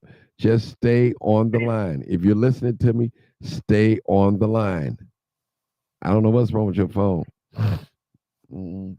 We got area code 215 trying to call in. We got two numbers, 872-299-0808 or 297-6389. All right, let's see what Melody has to say. She said, I would like to see Northern Black and Southern Blacks come together. One is not better than the other. We can learn from each other. Actually, we can exchange a lot of important information. That Melanie, call in Melanie. Melanie is so intelligent, boy. She is so intelligent. She always comes with some good comments. Always. I would love to hear her voice one day. Because Melody she always be in the chat. I'm going to tell y'all, people, even though we don't have everybody to call in, okay, you finally made it, 215. You finally made it, area code 215. Turn your Facebook down or your YouTube down and talk to me and take me off speakerphone. 215. Hello. Hey, how you doing? How you doing? Listen, ma'am, do me a favor. Do me a favor. I need you to turn down your YouTube, turn it all the way off, or turn it off and turn Facebook off and take me off speakerphone. All right? You're not on speakerphone. Okay. Do you got Facebook plan or YouTube plan in the background? You need to turn down. No. Okay. All right. Everything's perfect. Because I know you tried to call 5 times and kept hanging up. I don't know what was going on. I'm sorry. Okay. Now tell us what would you like to see in the Black community for 2025? Unity. Unity. Okay. Understanding. Understanding. Uplifting. Unlearn the ways of what we was taught, and relearn the ways of how we used to be. Women love on our Black men and try to understand them. It hurts me to see this gender war. I'm sorry, you got to see my voice. My son passed away, and my voice hasn't been the same since then. He was I'm married. I love my Black men. I just, all the, if you say you love Black men, all the men call them the pygmies, all of that. That is not here. This is what other people want. We always got. And I love how you just so positive. Your words resonate. And it just touches my soul because it's the first time on YouTube I ever saw a very beautiful, soft-spoken, intelligent. Has joined. Thank you. Thank you I'm so sorry. much. No, you're good. You're good. There's somebody coming in. You're good. I appreciate the compliments. Go ahead. 215. Go ahead. Oh, I was saying, intelligent, handsome, beautiful, be such yourself. To finally be yourself, because that's what we need. Martin, I'm tired of looking at these YouTube spaces with all this P's and dots and deals. I'm sick of it. Tell the How do we truth get this far? and shame the devil. Yeah. You know what, sister? Let me say this, sister. Yes, sir. My brother, everybody know who he is. He called me. I don't want to say who he is, but he called me and he said the same thing. He said, Martin, you're just about the only channel that's on YouTube that's not downing Black people. He said, every channel I go to, all you hear about what Black folks ain't doing, what they can't do, and all that. He said, but when it comes to you, brother, you're positive. You're trying to bring us together. You're trying to unify. You're trying to bring us all together under one room, one umbrella, if you might say that. And so you just verified what he said to me today. He said, I'm so tired. He said, man, I flick through so many YouTube channels, a lot of black creators, and all they do is down other black people. What we ain't doing. What that he said he's tired of it. He said, Martin, you got something good going on here. You got to keep it up, brother. It's a space for you here on YouTube. You got to keep it up. I'm going to help you, brother. Whatever you need, I'm going to help. That's what he told me. I had this conversation today. Matter of fact, this is his topic. He said, Martin, I don't want to hear nothing about the 60s, the past, and none of that. He said, ask black people, what is it they want to see in the black community? That's why I worded that the way today. He said, all I hear is complaining and bickering and all types of stuff. But what is it that black people really want to see? What is it that they want? And that's what he was saying to me today. He challenged me today. He challenged me. He said, I'm not trying to stroke you, make you feel good. I said, brother, you won't be able to do that. I'm the humblest person in the world, I believe. I don't let this stuff go to my head. I just want to see us win. That's all. That's why I was telling people, don't get on here and tell me today, back in the day in 72 and 68, I don't want to hear about none of that tonight. I don't want to hear about who sleep with who. All I want to know, what is it that we want to see in the black community for 2025? Tell me that. That's what I want to know tonight. Nothing else. I don't care who slept with who raped who, or what. I don't care about none of that tonight. I want to know, what is it that black people want to see in the black community for 2025? That's real talk. And beyond, you deserve my support. I got you. I love you. Thank you. Your first time caller, sister?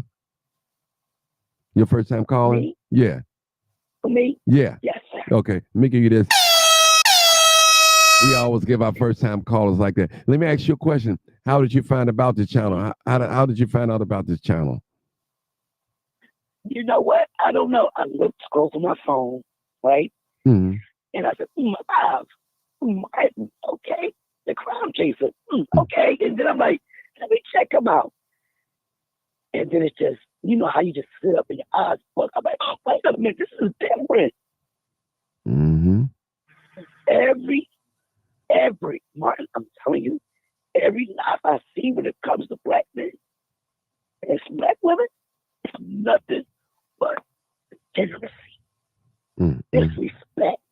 And these people sit here and look at us, what we do, and we expect them to respect us. We can respect ourselves. It's time to start uplifting people up. I always tell women, you're beautiful. I'm married to a man, y'all beautiful. Brothers, you're beautiful. I love y'all. You say stuff like that, oh, you and me, you and men, you see that they want us to separate from us. We always got 2025 and beyond. We need more of what? I mean, I'm going to support you, man. Thank you so much, Mama. Pray for me too as well. I need prayer too. And I'm going to tell you the ways that you can support me by sharing the video, following me, making comments, spreading the word, pray for me, donations. Any one of those is all right with me. That's what I tell people. Just you coming here tonight, showing your support. That's a blessing to me. That's a blessing to me. Trust me.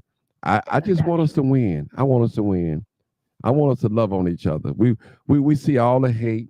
We see all the shooting and killing. I'm the crime chaser here in the city of Chicago. I see it. And my friend, I got a star teacher. He's in his 90s. He said, all right, now, Martin, you showed enough crime now. Now, what are you going to do about it? Seriously. Okay. He told me, he said, you done showed enough crime and enough people on the ground and shot and all that. He said, now, what's the next step? Now, what's after this? I said, man, he right. Where you been at? Where you been at? Like, where you been at? Yeah, but that's all right. This is rare. Right. He said, well, you know what? I'll tell you this. God said, Well, we always say, I ain't gonna say God said, he may not come when you want, but he's always on time, sister. So, hey, it's the perfect time. It's the perfect timing, sister. You've been seeking and now you found. You know what I'm saying? You've been asking, now it's given. So it's here now. And what we have to do, we have to protect this channel. We got to love on each other and we got to band together. It's not all about me, people. Listen, let me tell you, sister, what you don't know about me. I'm willing to share this platform with small people. I'm willing to share it with a Democrat. I'm willing to share it with a Republican. I'm willing to share it with a young person, an older person. I'm willing a rich person or poor person. Don't make no difference. I'm willing to share. I want us to hear each other. You know that old saying said the world is a big stage and everybody have their role to play in it. You know? Oh my God, I got to write that down. The world is a big stage and everybody have their role to play. And that's what I want to be on this channel. Everybody got a role. Everybody can't be Martin Johnson. Everybody can't be 470. She went to the bank today and took out $2,500 and went to 25 different young folks and talked to them and gave them $100 each. That's a blessing. She good at what she do. I'm not able to do that, but I may give them some knowledge. You know, you got 900. You know, she may not be able to do that, but she good in her own ways. Her information, what she sees. She's a young person. I don't believe she's 30, but she comes on here. Most of these people on this platform was born in the 60s. But this young woman, sometimes she get on my nerves. I love her. She know I love her. But, you know, hey, it is what it is. Yeah. But she know that. She know that. She knows that. I don't even know it. I know that shit. Yeah, she knows that. You know, she knows that. She knows that. But it is what it is, sister. And that's what I want for this platform. I want it. And I told God when he blessed with this platform that I was going to do right by it and do right by the people. I wasn't going to take advantage of the people, walk on the people, destroy the people, and do all that. And if this platform had to go down, it's going to go down for truth and nothing else. That's it. Hey, you put a tear in my eyes. That's is it. rare. Yeah. Thank you, That's Bert. it. I will be your number one supporter. I will share the live, support you financially. Thank you. Thank you so I much. wouldn't be that. Thank you. You're welcome. You can hang around if you want to. Okay. Okay, 912. Hey, I believe. Oh, yeah, you know I will. I'll be the comment. Okay. 912. Okay. Hey, Sarge. I think that's Sarge. 912. All right. Go to the next caller. Yeah, what's going on? What's going on, man? Yeah, what I love to see in Chicago, if they still got the community center and all that open up on 79th Street for St. Sabina, I don't know if they still got it still open or not. But I would love to see that utilized more by the people in the community to try to get more employment-wise and such, you know, and all those options. Now, I don't know if they're still open, but they used to do everything for you. They had people there that would help you with resume writing and everything, whatever you had to do. You know, because I remember when they had it, because Farley was talking to me, and he's like, yeah, you can go through, check it out, man. It's nice. They got a whole bunch of computers and everything. I went over there and I was like, oh, this is what I'm talking about. And that's one thing in Chicago. Nationally, in all these urban cities, I want to see Black Americans stop frowning on military service. That's what I want to see. That is a great option at people's fingertips, and they don't even know. Not even interested in hearing anything about it. They they just, as soon as you mention something, they shut down, right? Now, what has happened for 2025 militarily, that money that was being used for all that transgenderism and all of that, they done shut all that money down for that, and that money is going in the pockets of the service members. They're about to get a double-digit money raise. a double-digit money raise in like 2 weeks. You know what I'm saying? New Year's Eve, they gonna look at that check and be like, oh, my. Like, yeah, you know, it's going on. And now you remember when the young man was talking about Sarge, let me stop you, bro. Let me stop you.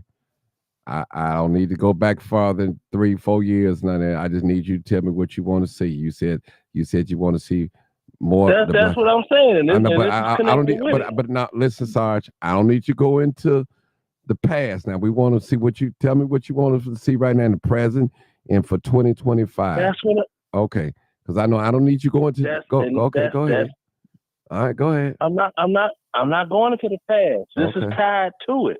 Okay. Now we were just talking about this yesterday. That's what I'm talking about. It's a different it's a different program today, Sarge. We're not on what we did yesterday. No, but it's a different program. But Sarge, it's something that hits Mr. Sarge. I'm telling you. You don't want to hear me out, and Sarge, then when you hear me out, you be like, you know what? Sarge, yeah, that is on point Sarge, for what was said. We have not had no confusion all day, no outbursts or anything, no disagreements or anything. All we want to know is what you want to see for the Black community, all right, for 2025. That's all I want to know. I'll stick with military. I want to see them stop frowning on it. It's a great option. And the things that you are taught, the life lessons that you're taught, that you're not going to learn in school, it's a person that is over and in charge of you. And that person explains life situations to you when you doggone Joe Snuffy. Hey, Sarge, I seen this nice car I want to buy. Oh, okay. Well, let's go look at it then and see what's happening and look at that paperwork so you don't get a real bad finance rate and this and that and you get took. See, that's that financial literacy. You learn that there, you know. All of this stuff is required of the leadership to know. They got classes that we would have to go through so that when those that are looking at us for guidance, we have the knowledge to pass on to them because they're gonna go through those issues. You see what I'm saying? Okay. So it's not like we just pointing our fingers, barking out orders anymore. It's more, the non-commissioned officers of the military today, and you know, when I left some years back, because that's when they made the change, you're more like a life coach. Okay. You don't sit there and cuss the person out. Sarge, you don't. Sarge, I gotta go to the messages. Okay, I'll come back to you. Oh, okay. Go to the messages, but that's the thing. I want to see people stop frowning on military service. Okay, you said that. It. Okay, it's been going on too long. Okay, all right. Ronnie Johnson said, "I want to see some of our Black men that have basic mechanic skills go back to doing oil changes on cars for the people in the Black communities that can't afford to go to the service shops and the dealerships for oil changes. Just have the people in the community buy their 6 quarts of oil with the oil filter and the oil recycle bucket, then charge them $5 to just change the oil. The small help is a huge help for the pocket of our Black neighbors." Beautiful, well written. Beautiful. Let me get some more of these things in here. All right, let's see. Well, quit separating yourself from America, and we all Americans, whether you like it or not. All right. Somebody said, quit separating yourselves from America. Are we all Americans, whether you like it or not? All right. Let me see who else I wanted to go to. All right. Melanie Payne. She says, I would like to see Southern and Black. I think I read that already. I read that already, Melanie. Okay. All right. By the way, Sarge, they still have that program in St. Sabina. I wanted to tell you that. I didn't want to cut you off. They still have it. Oh, good. They still have it. Okay. Good. That's That's a great program. Like I said, I saw it with my own eyes. Okay. This is a very long time ago. Okay. And it's great. That's a great program. Okay. All right. Let's see. It's another question. Okay. All right. I was trying to find some of these comments that I can read. That it's some people in these comments, man. They be going in hard, boy. All right. Well, this is Tan B said, I've been watching your live streams for quite some time, and your conversation has been knowledgeable. Thank you so much for that. Okay. Let's see what else. We had I'm trying to read some of these comments down here, and then we can get to it. All right, Melody. Melody be going in. Melody, you need you. We are going into war, like real war. I do not want these 18 and 19-year-olds going to fight something that has nothing to do with them. Sorry, Sarge, but that's what Melody put up there. No disrespect to you, but Melody put that up there. Martin. I don't even trip. Okay. I don't even trip on that, Martin, because that's what's said all the time. Okay. All right. I'm sorry. Okay. Claudia said, wait, I'm seeing some people in the comments saying, well, feel well. Are you okay, Martin? You know, I'll send you some healthy herb chicken soup. Okay, blah, blah. Yeah, I've just had it. Look, I'm under the weather, but I'm still here. Okay, I like this one too. Don Tyson said, like to see these non-for-profit organizations stand united and work collaboratively. Yeah, so that's good. I like that. That's cool. Hey, Miss Tiffany, how you doing? Oh, Hero Flex said they need Washburn. You remember that, Sarge, trade school back. You remember that? Mm-hmm. Okay. Yep, sure do. All right, now. We had a great show. Hurt. The loss of that school hurt. Okay. I'm getting ready to open it up now. Through the second part. We've been on it 2 hours, so we might be fussing after this, but we had a great show today, and I appreciate everybody tuning in. But we're finna just flip the script a little bit and go into something else. Talk about some other issues. Now this is your chance to say some other things that you probably couldn't say on the earlier program, but this is your time, and we're going to talk about some things, maybe some current events and stuff like that. And I'm gonna start with right now it's open discussion. That's what I would say. We're just flipping the script now. So what you gonna talk about, Martin? I'm gonna start with 470. Whatever she want to talk about, there we go. Whatever you guys want to say. From this point, it's open discussion. Now we're done with the first segment of the show. So I got all that out, and I just want to show us that we can't have a civilized conversation without arguing, fussing, and cussing at each other. All right, 470. Open discussion. You can say whatever you like to say, whatever God put on your heart to say. I'm willing to listen. What's going on your part of town? So this is not just Chicago represented here, too, people. We have other people in different states that's here tonight. So I don't want you thinking we should strictly limit to Chicago, Illinois. That's not true. We all over. Okay, go ahead, 470. I think that's probably going to talk about Atlanta. And okay, come on. The YSS trial. It went on for almost a year, and the boys was acquitted, but yet they still in jail. They have not been released. What? And right, and one of them got stabbed in jail, got stitches in his head. So they were found not guilty. Well, one of them was found not guilty all the way, and the other was given a plea deal.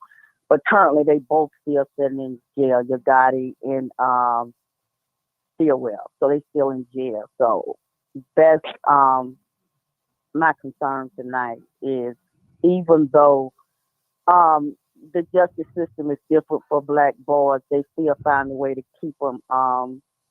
Keep those two boys in jail. And then when I looked at the Petty trial, and then I looked at the other young Black guy trial, both had the same scenario. But one was found not guilty, Petty, the Marine, for killing the Black guy, and then the little young Black guy was found guilty. So just a different justice system for the black male, and my heart go out to him for that. Okay, I got a couple of people from Atlanta on here too. Do y'all want to, Sarge? You from Atlanta, 900? You live there. Do you know anything about this case as well? Did you want to comment on it? Have you been watching it? What did you talk? What case? Said again. That YSL, you know, them cats over in Blood. YSL, Young Slime Life, Bloodland Avenue. No, I don't know nothing about that. Okay, well, go ahead. Comment on the side. You thought what? Okay, well, you do got some of them that they've been acquitted in the it was a RICO trial, okay? Racketeering and everything.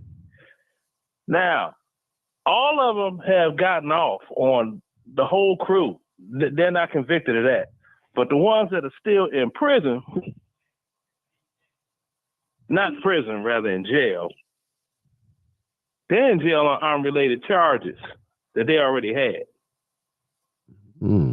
So they can't be released because they already got convicted for something else. The RICO Act case was a whole different thing that was added on to a case that they were already in jail for. You know what I mean? So it's not like they found them innocent of all charges, or they gave them probation or whatever it is, and they're holding them against their will. And then you got the main guy. His condition of his probation was he couldn't enter Atlanta for 10 years. Now he's trying to get that changed up, whereas, you know, he could come to Atlanta, we're talking about to see friends and family, or whatever it is. I'm like, I don't know if they're going to grant you that. Now, if you got to do concerts to make your money, I could see them giving him a pass for that. Okay. But to see friends and family, no, you living wherever you living. They can leave Atlanta and come see you. It ain't that big down here. Oh, okay. Good. Okay, Sharice, did you know anything they're about? They're not keeping them against their will. Hold on, sorry, Sharice, you know anything about this story? Because you keep up with the TikToks and stuff like that. Sharice. Well, I know that YSL, he had been acquitted and was supposed to be out, right? Right. And they gave him a deal of he can't get in trouble for 15 years. Is that right, Sarge? I think Sarge said 10.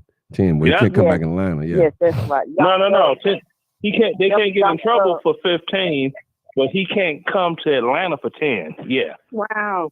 So Right, they he was pretty young much, That's a long time. yeah, they pretty much sabotaging him because his lifestyle. I mean, it's inevitable that he's going to end up right back in there, and they know that. But I think you ain't lying. I think, but my concern was the DA, black DA here, Fonnie Willis. She tried 19 of them black boys at one time.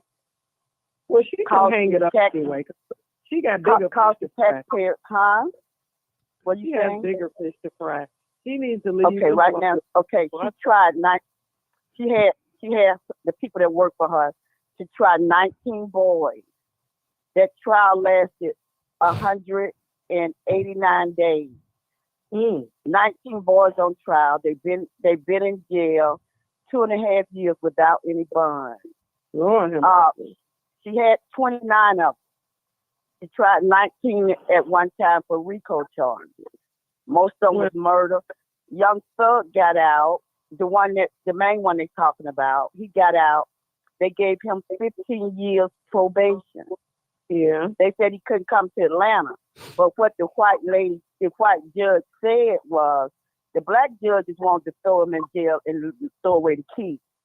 The white judge said, you are more productive outside than you are inside, because a lot of young males look up to you being young thugs. Yeah. He said, so what you can do, you have to leave Atlanta. But what people don't know, Atlanta is just a small area.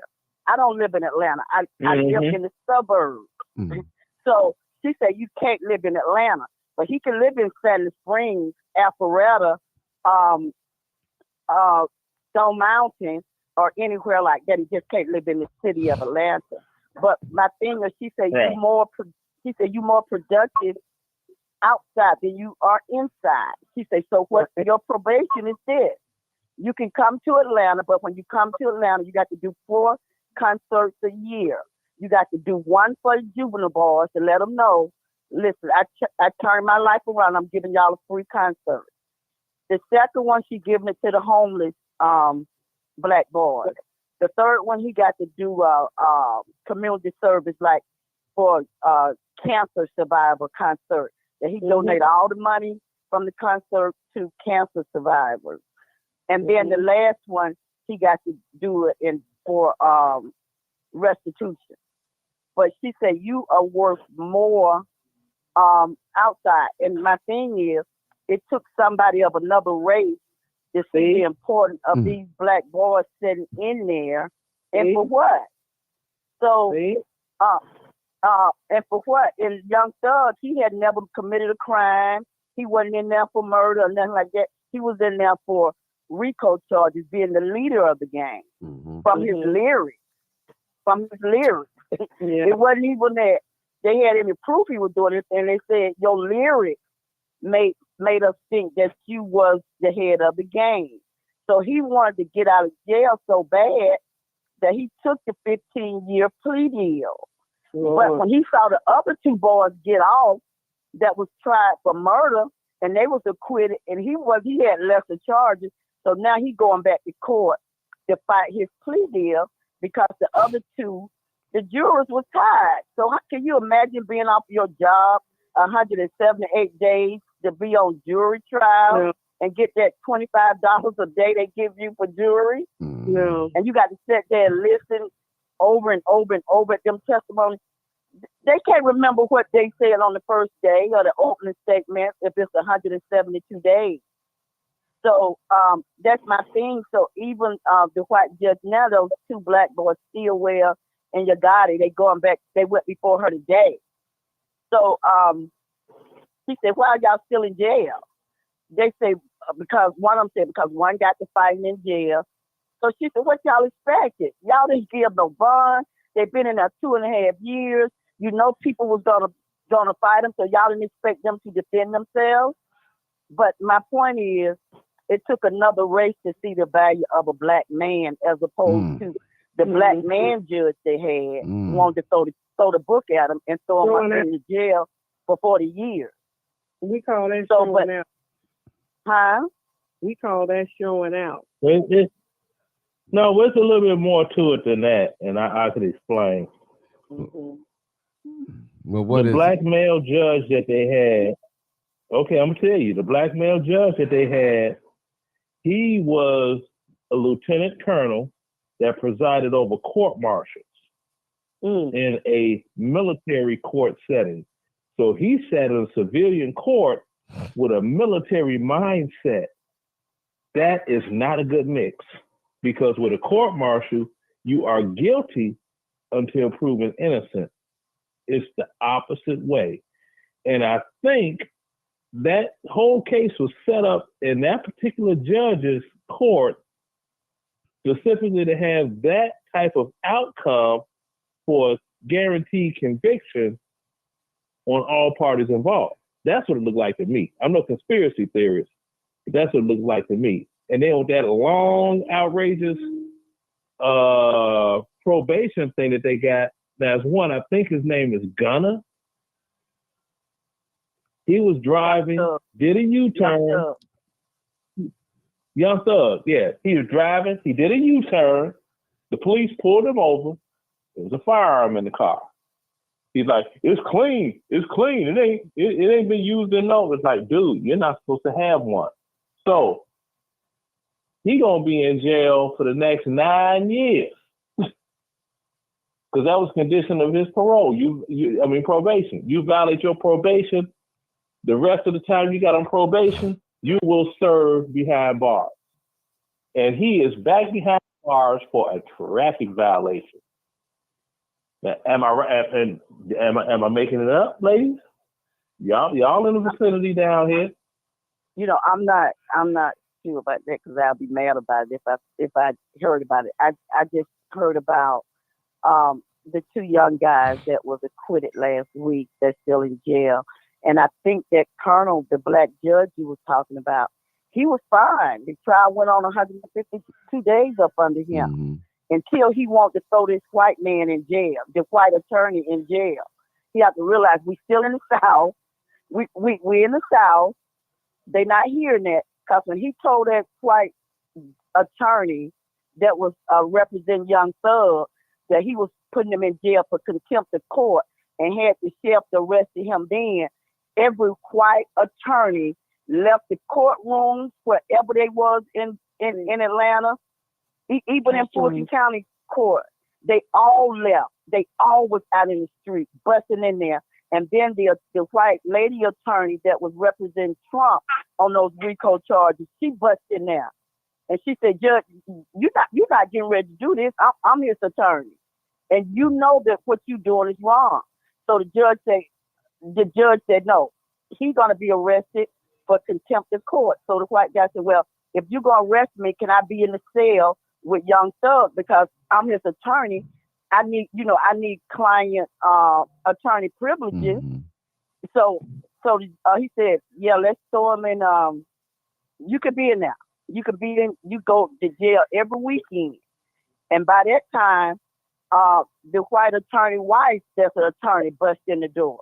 She said, no, this is the law, XYZ. You got to give him so much XYZ. But anyway, I think that's what got him off the case. He was trying to throw a white attorney in jail in the South, where still you ain't gonna get white people to go against each other for a black person. So they all stuck together and got the man off, got that black judge off the case. Oh wow. Okay, we're gonna go to the next. Hold it, brother. Hold it. We got to go to the next person. We talked about that enough. I want to be fair to 900, whatever she wants to talk about. Go ahead, 900. I'm just listening. It's open discussion. You can talk about anything. You don't have to talk about that. Right now, we're switching gears. It's open discussion. Anything that's on your mind that you want to talk, something that you notice you've seen on internet or anything. I mean, it's anything. It's just, Oh, okay. Okay, so in recent events of what happened with that United Healthcare CEO, I just really want to know what everybody's opinion is on health insurance and stuff like that, because me personally, I really believe that the whole healthcare industry is a huge scam, and I do not have health insurance and haven't had it for years because I just choose not to pay into a system that is so corrupt, and they make you jump through hoops when you have to go to the doctor, and you're trying to figure out what's going to be covered and if your doctor is even in network and stuff like that. So it's just easier to pay out of pocket than to have all this insurance. So I just wanted to know, does everybody agree, or what has been people's experiences with their healthcare coverage? Now I'm not talking about if you have free healthcare. If you have free healthcare, I don't want to hear from you. I'm talking about people who are paying for healthcare. Paying you pay an insurance premium every month, and you go to the doctor on a regular basis, or whatever. Anybody want to respond to that? I didn't hear it. My phone kept I'm with her 100% on that. Even though mine is free, but I do understand where she's coming from. Martin, they confuse you. HMO, PPO, ZZO is MOUSE. I don't know what's going on with that stuff. Charging you $376 for an aspirin if you at a hospital. Come on, son. Work, son. They get me to talking like I'm from New York on that one. How much for the aspirin? $376. Come on, son. Word, son. And I agree with the health insurance. My company that I work for, they had Blue Cross Blue Shield.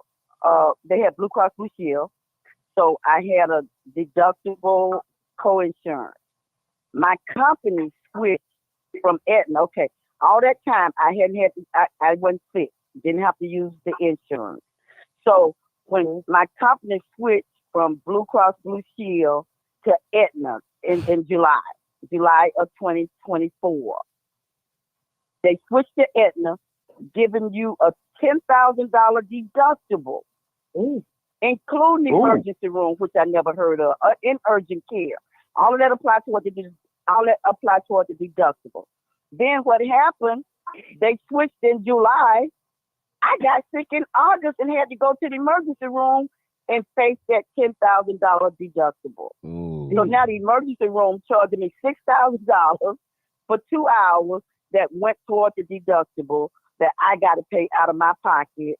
When Blue Cross Blue Shield, I had no deductible. But time my company changed to save money, they gave me a $10,000 deductible, and then I get sick immediately and have to go to the emergency room, and now I got a big $6,000 emergency room bill with health insurance. And that's the thing. All insurance companies, they getting away with clear murder. They put no caps on insurance. You can have insurance 20 years, and you have 1 or 2 accidents, they cancel you. It's no caps on how much they can charge you. It's no caps on what they can do to cancel you. It's no caps on your homeowner's insurance, your auto insurance, but they make it mandatory for you to have with no caps on it. And you got to have it, so you got to pay it. Well, I'm specifically really just talking about, I agree with you what you're talking about insurance. Homeowners insurance has really gotten out of control.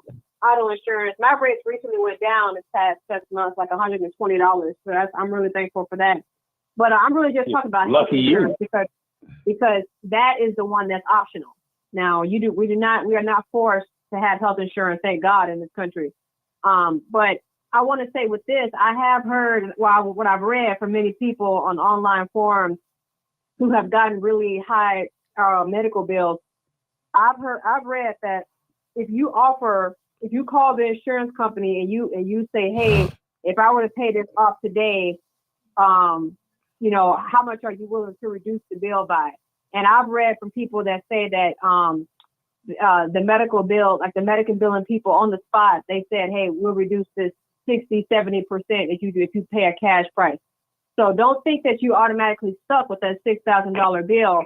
Try to call and negotiate and say, hey, I don't have the money for this. If I was to, pay it off today, what can you do for me? You might be surprised.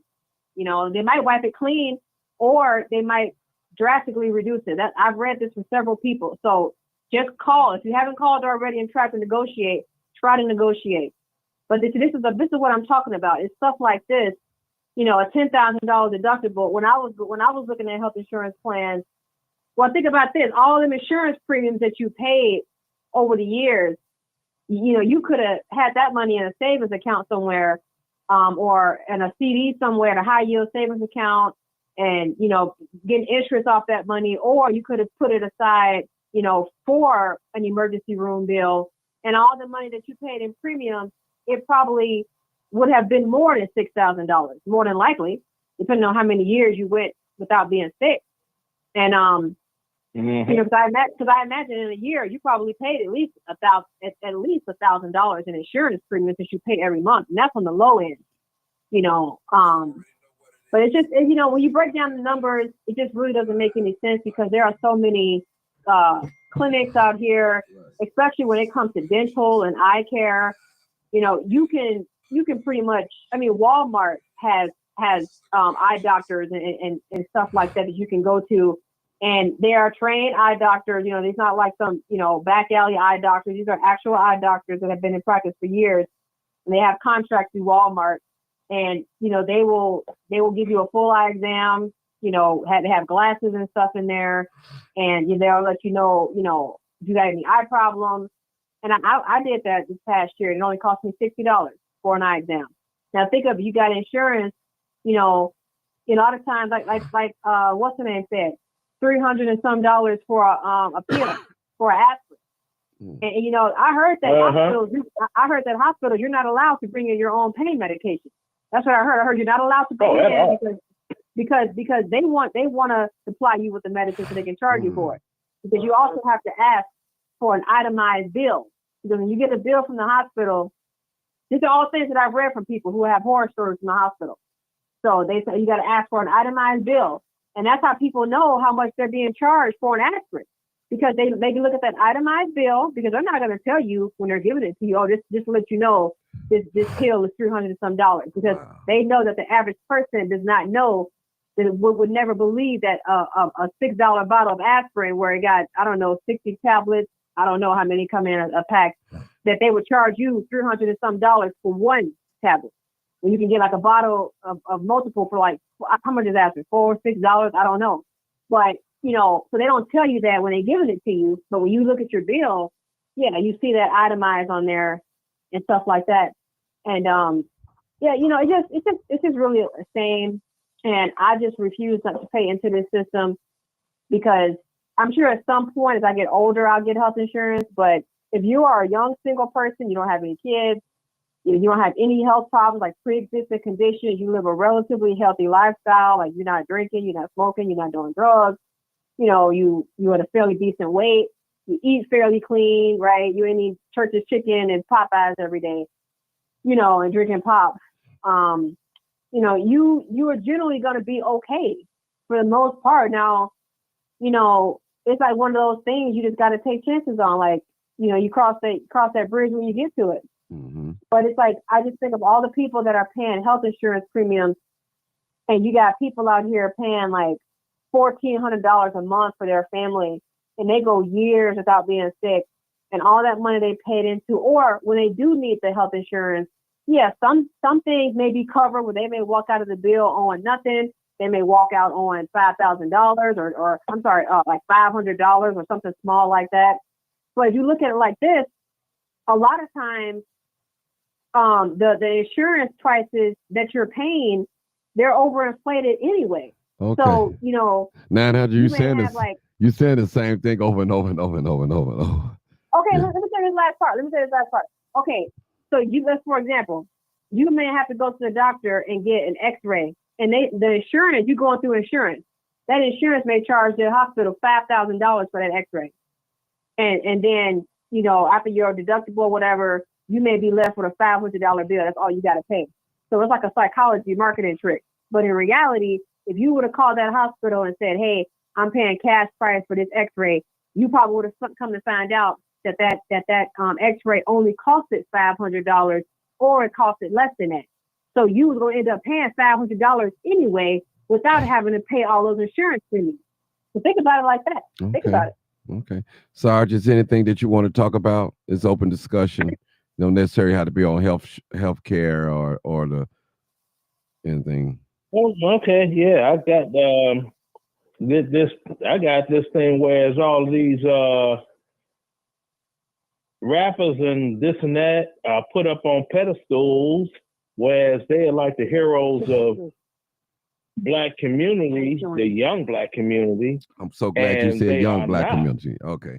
I'm glad you said young. I'm finna say ain't none of my Yeah. heroes. Okay. Yeah, they yeah, I know, I feel you. That they got this thing going on right now. They're talking about this thing with Jay-Z in the news, right? Mm.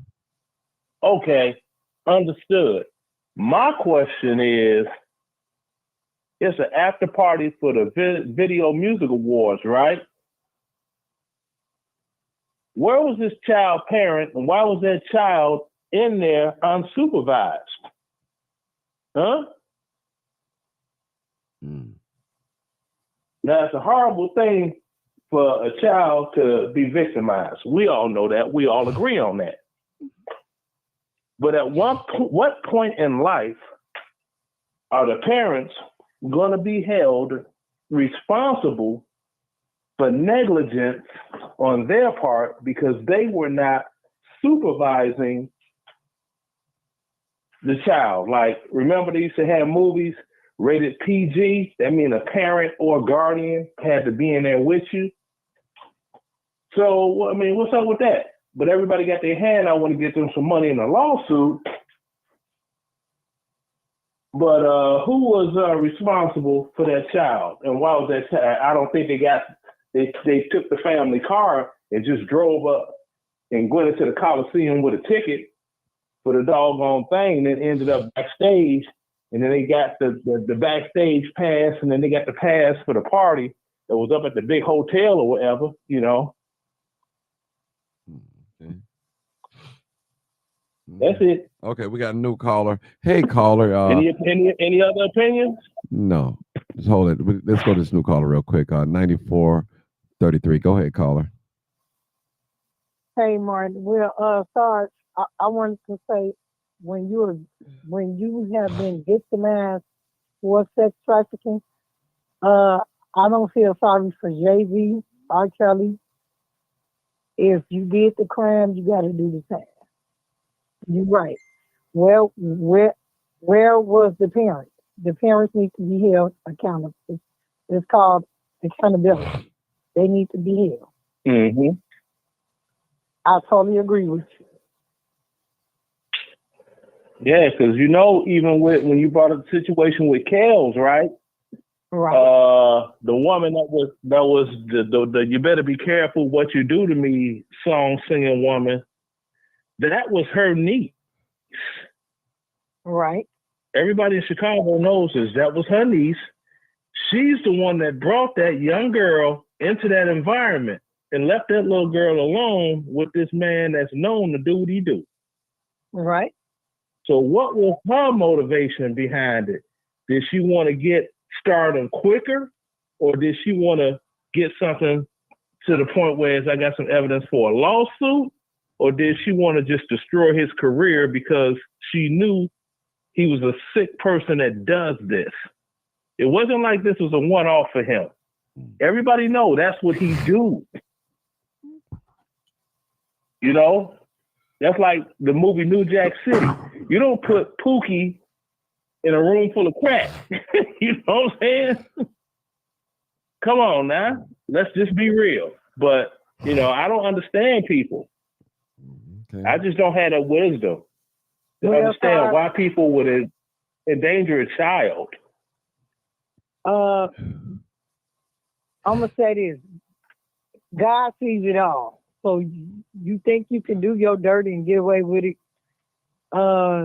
Like I said, I don't feel sorry for none of them because my child was sex trafficked. So I have a totally different look on life now. It changed my whole life 4 years ago. So what you do in the dark, my grandma always said, my mama said too, what you do in the dark, it's gonna always come to the light. So they dirt is just finally coming to light. Just like Cat Williams said, it's exposure time. So they is being exposed. So I don't care how much money you get, you think you can't be touched. The same guy that provided you with all that money, he's the same guy that's gonna bring you back down. All right, we got a new caller. So, okay. Okay. Hey, Sharice, and welcome back. You having trouble with your phone? Sharice? I don't know what's going on. I'm not on my phone. I'm on the computer. Okay, go ahead. It's open discussion. Anything that you want to talk about. It just don't have to be on the subject or anything. It's open discussion at this point. Well, I was looking on it's a story floating around about a woman that was unalived by the police with her 2-day-old baby. Say it again. She was what? She was unalived by the police with her 2-day-old baby girl. They claimed that she was having some type of mental issue, and they shot her and the baby, killed both of them. And what state this happened in? What Let state? me Google it real quick. Wow. I'm gonna call you back. Okay, I got a question to ask somebody real quick. I'm Googling it. Okay, no, I'm asking a question to the panel. Do anybody know why they released that officer that shot Sandra Macy out of jail? Anybody know what was the reason they said they released him out? Anybody know the reason? That shooting where he shot that lady when she said, "I rebuke you in Jesus' name." Anybody know? Yeah.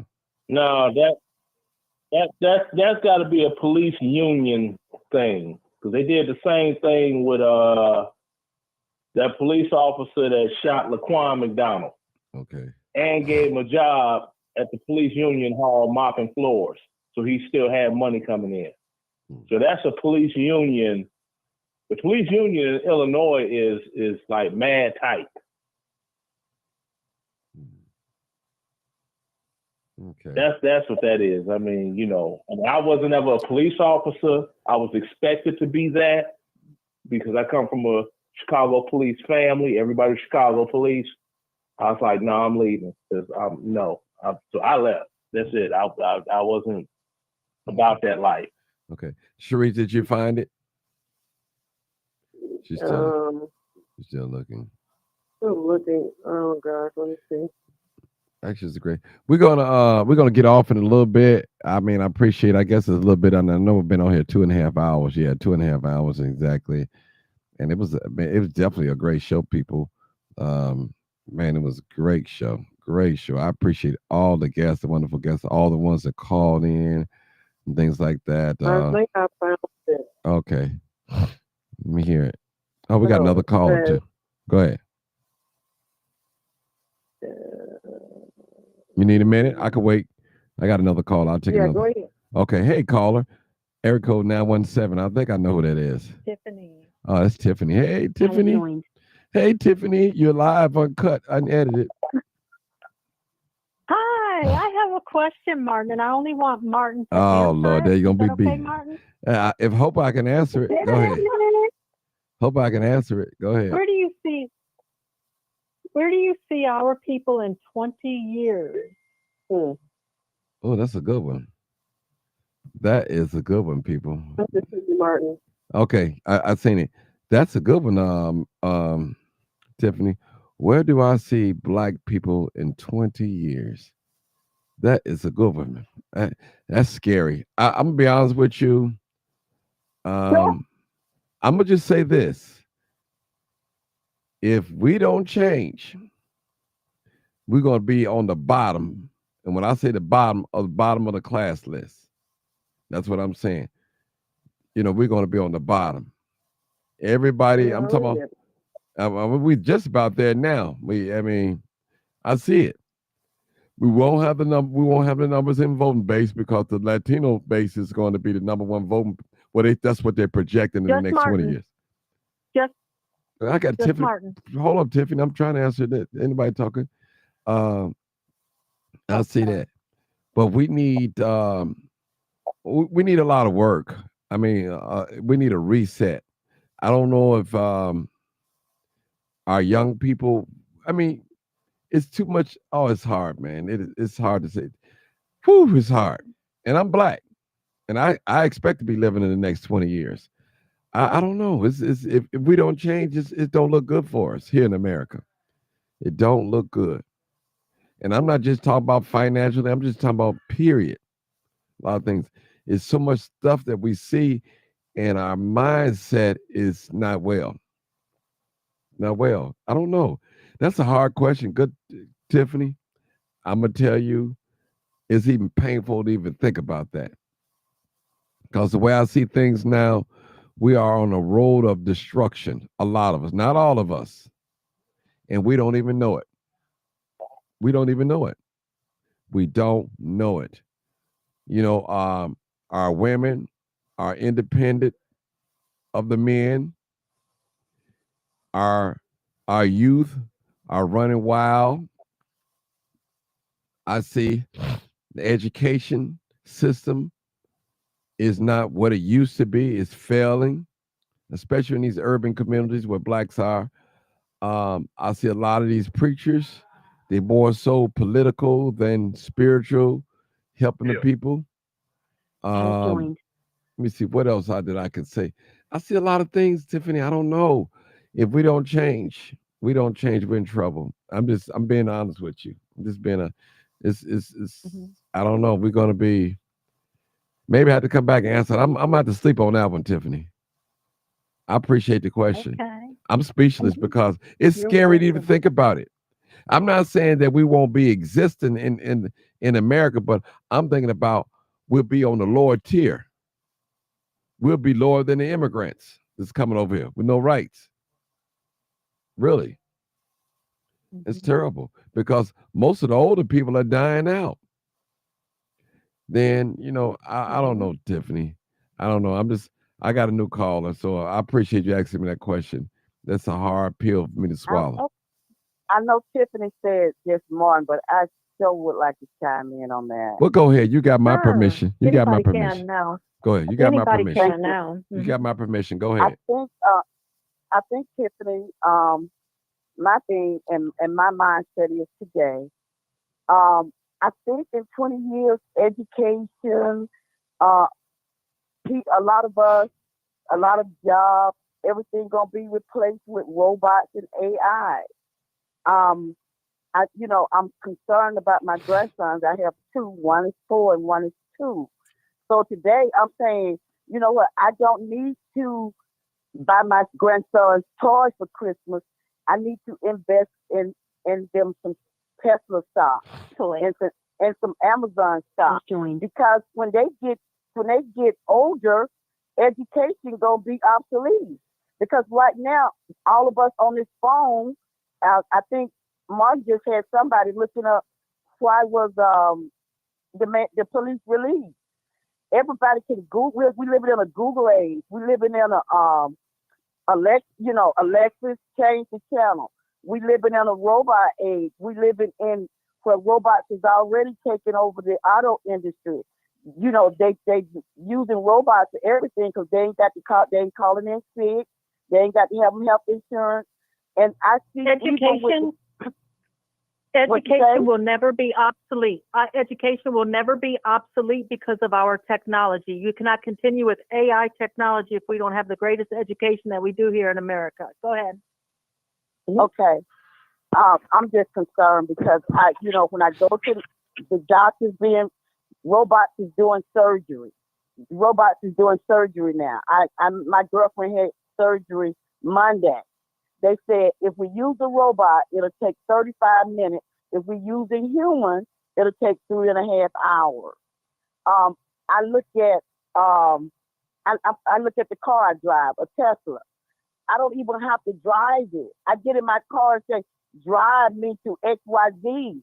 And now Walmart and everybody is getting trucks that drive by itself. They getting trucks drive by itself.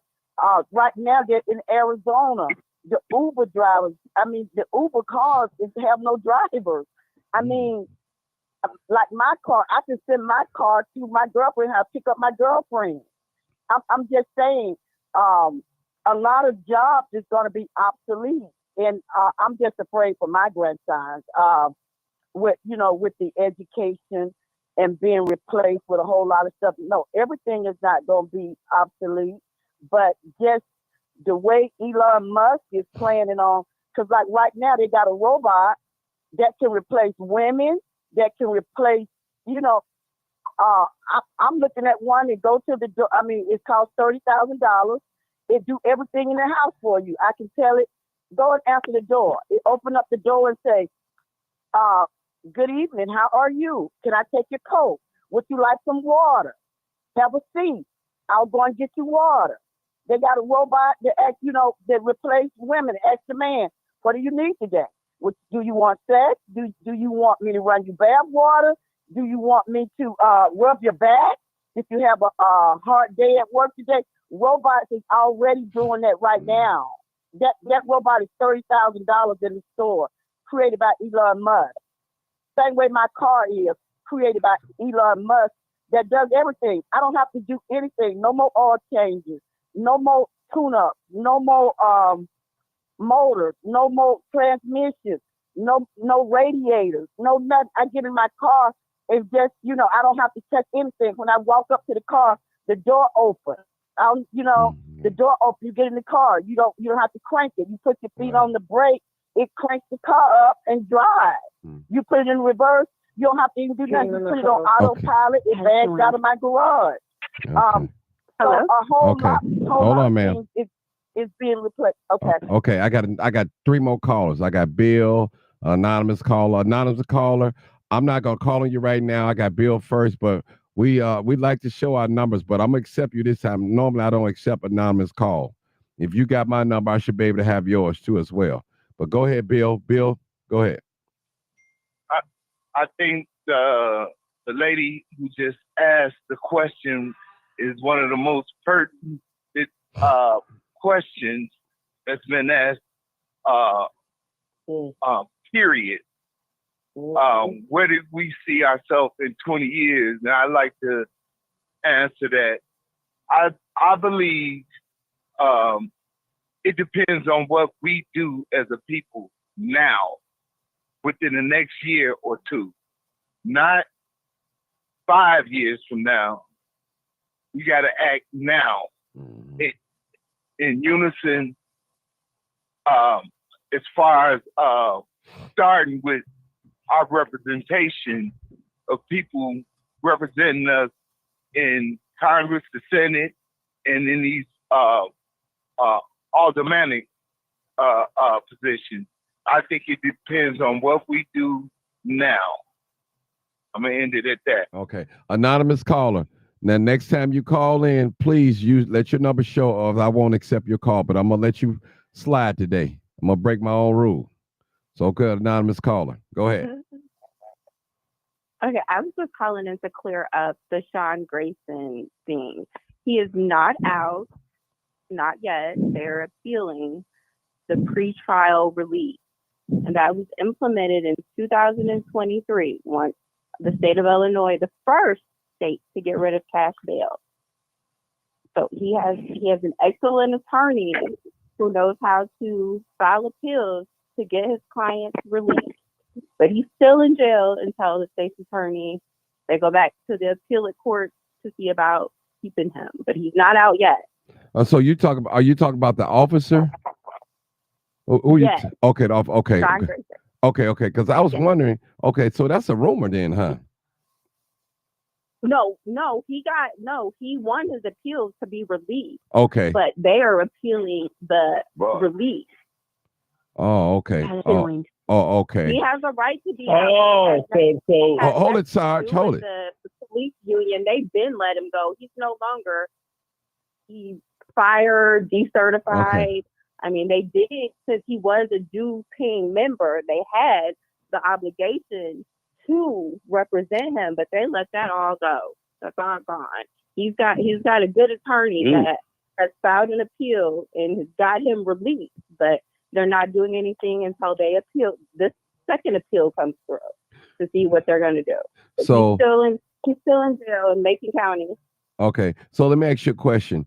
Now, you're right. We do have that no bond cash bail here in Illinois. You're correct. I just thought about that. Yeah. Yep. You're right. That's what it is. It's a pretrial release. Wow. Wow. Well, Illinois Pretrial Fairness Act. Like the attorney that he has, I used to work in the county jail. He got a girl release. She had been locked up for 6 years. Got a release before her trial. 6 whole years. Wow. And he ain't been in there very long, and he got his appeal. You're doing wow. But hopefully they keep him because he doesn't deserve to be out. I agree with you on that. I agree with it. So this is your first time caller? This is your first time? Yeah, it is. And I was just calling. Yeah, I was just calling in about that. Okay, no problem. I didn't want to question about nothing. It's just okay. Normally we do that. So I appreciate you for calling us, giving us information. Because normally I'll just hang up on you, but for some reason, some just told me to just take this call. I know most people do. Right. But I understand. But normally I just hang up, because people are we live in not so bad times now. So I appreciate you for that information. Yeah.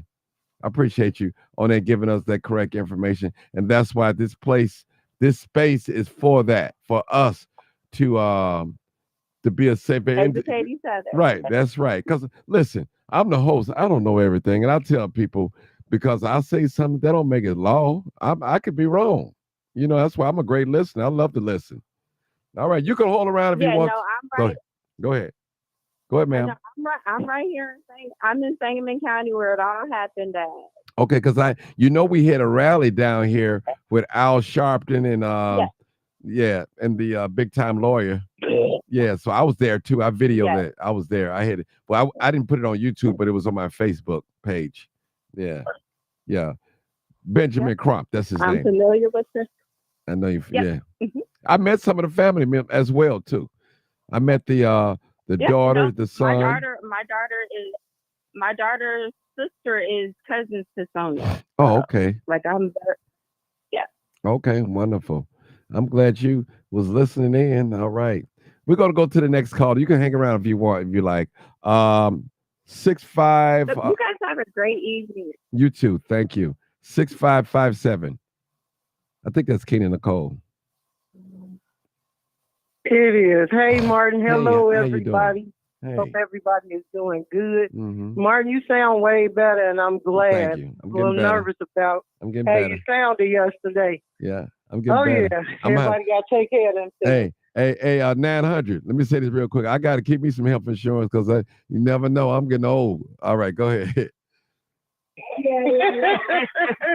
Oh, getting. Well, I am old. Okay. All right. Go ahead, I had Kenny to Nicole. throw that out there, Martin. You I know I know. had to get I know you right. you got me. You got He's me. not. Martin not old. Martin is not old, guys. I think I am, but I called in because old. okay, Tiffany. Let's Look, Martin and I are old. We're just not obsolete. Let's take this call. We got to keep it rolling now. We got 2 more callers. Come on, Kenny Nicole. We got another call after you. Go ahead. All right. I called in because I heard Tiffany's question, and I'm like, that's That was a deep. real good That was question, a real good right? one. I couldn't even answer. Yeah, it was. Yeah, it was. Well, I'm going to try with everything in me to do just that, right? Okay, come on with it. The lady that responded after Tiffany, when she was talking about the robotics and all of that, Yes. I did have a surgery in March, and the robot did work for me. But here's the thing.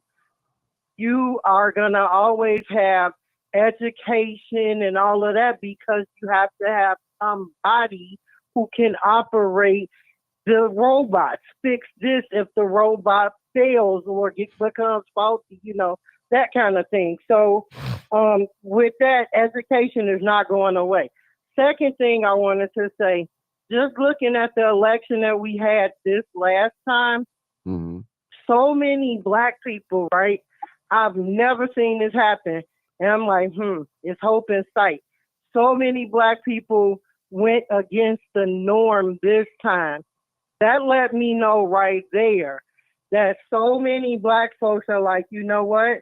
We're not going to just go with the okie doke of just because I'm Black, I'm going to vote Democratic.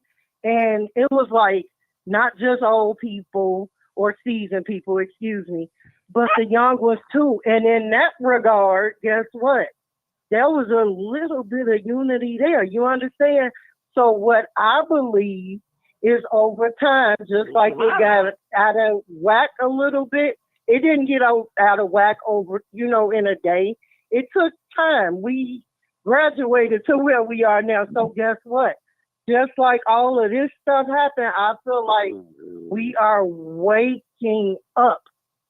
And that's not everybody because some people are already woke. But for the ones that were sleeping, I feel like a lot of people are starting to wake up. And in the next 20 years, I feel like we are going to have more entrepreneurs. I feel like it's going to be better. I just really believe that. Maybe I'm keeping hope alive, but guess what? I would rather do that. Like you mentioned earlier, where do we see ourselves next year? In 20 years, I would like to think that Black folks are going to be in a well more respected space than we are now. Even if we don't get the respect from the masses, we are going to respect each other. You understand? I believe there's a turnaround that's coming. That's just what I. Okay, we got a next call, new caller. 6650. What's good out here? This is Buck back in the game. What up, Buck? Old time. Pimping ain't dead, is it? Is it dead? Oh man, everything's copacetic I out mess here. with you. Yeah, all right. How you doing? I'm just trying to throw a little good wind y'all way. Come on with the it. New year. Come on with it. And we looking at a lot of Blacks out here, a lot of rap about the future, a lot of this is pretty much unknown. But one of the things until we unite as a people and work together as one whole, the system is already rigged up against us. Because, you know, Black, I explained a lot of brothers I reputation with that everybody expect when they run off that game about the liberty, justice, and all that. We get liberty, but we ain't got no justice for Black people in America. So you can skip that one. They'll never give us no justice. They were liberty meaning the freedom to go and do stuff and enjoy life. You could do that here.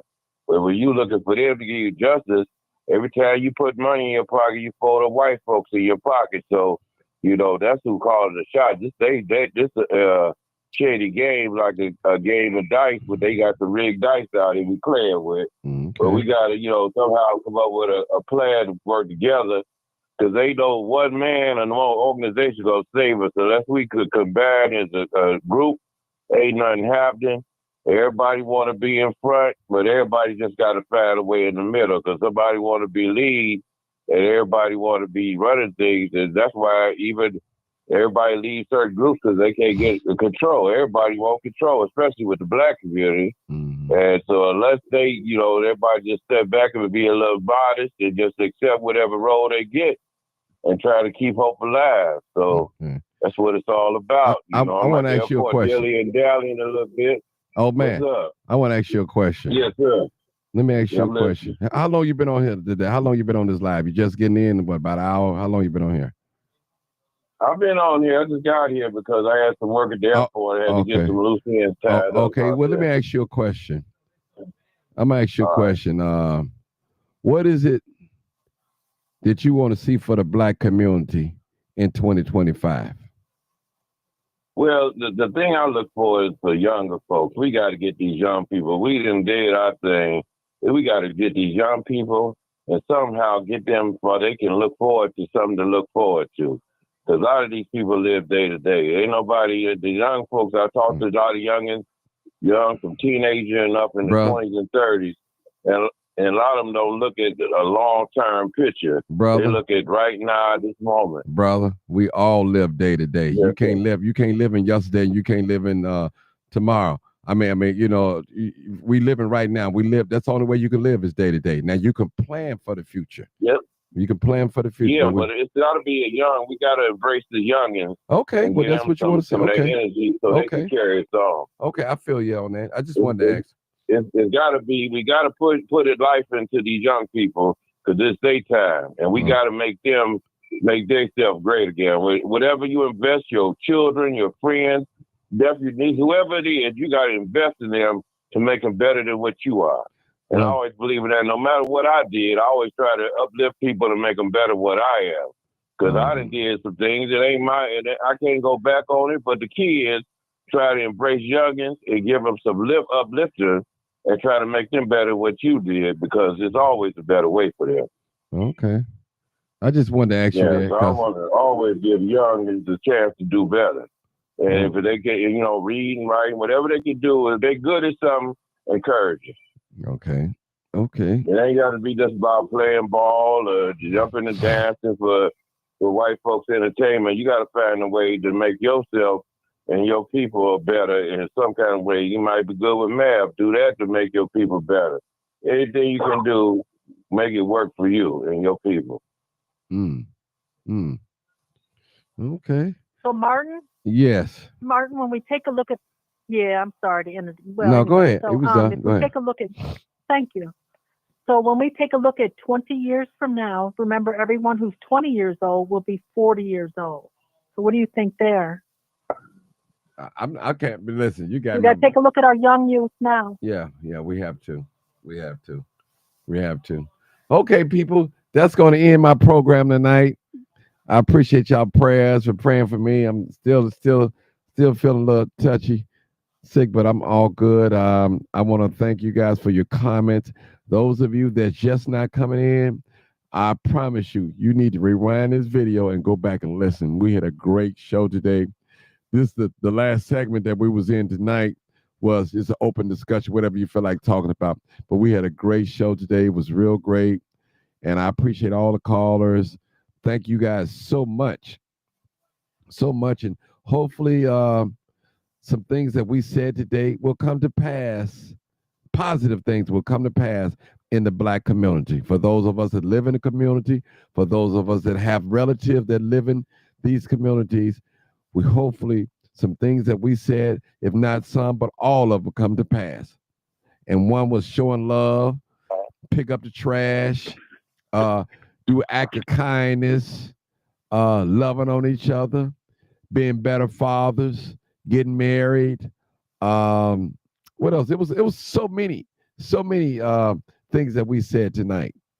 And it was great, people.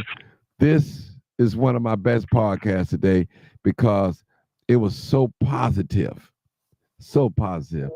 We didn't go with all that. You know, we easily can diagnose the problem. Black people ain't doing it. Black people ain't doing it. They don't know. You know, tell me what did you want to see? Because the brother asked me, he said, what do black people really want? We always complaining. What is it that we really want? And as 900 said, 900, what was your quote? Be the change that you want to see happen? Yeah. What was your quote? That one, but it said, I always wonder why somebody didn't do something about that, and then I realized that I'm somebody. Okay. That's beautiful. That is so beautiful. I like that. I'm still in that one. All right, people, you already know what it is. Shout out to my brother Lee, brother on here, man of God on here, brother T. Appreciate you for coming and tuning out. See you in the comments. Thank you for tuning in. Peace out. You already know what it is. Live, Bye. uncut, unedited. Tell the truth. And what? And shame the devil. I love being black.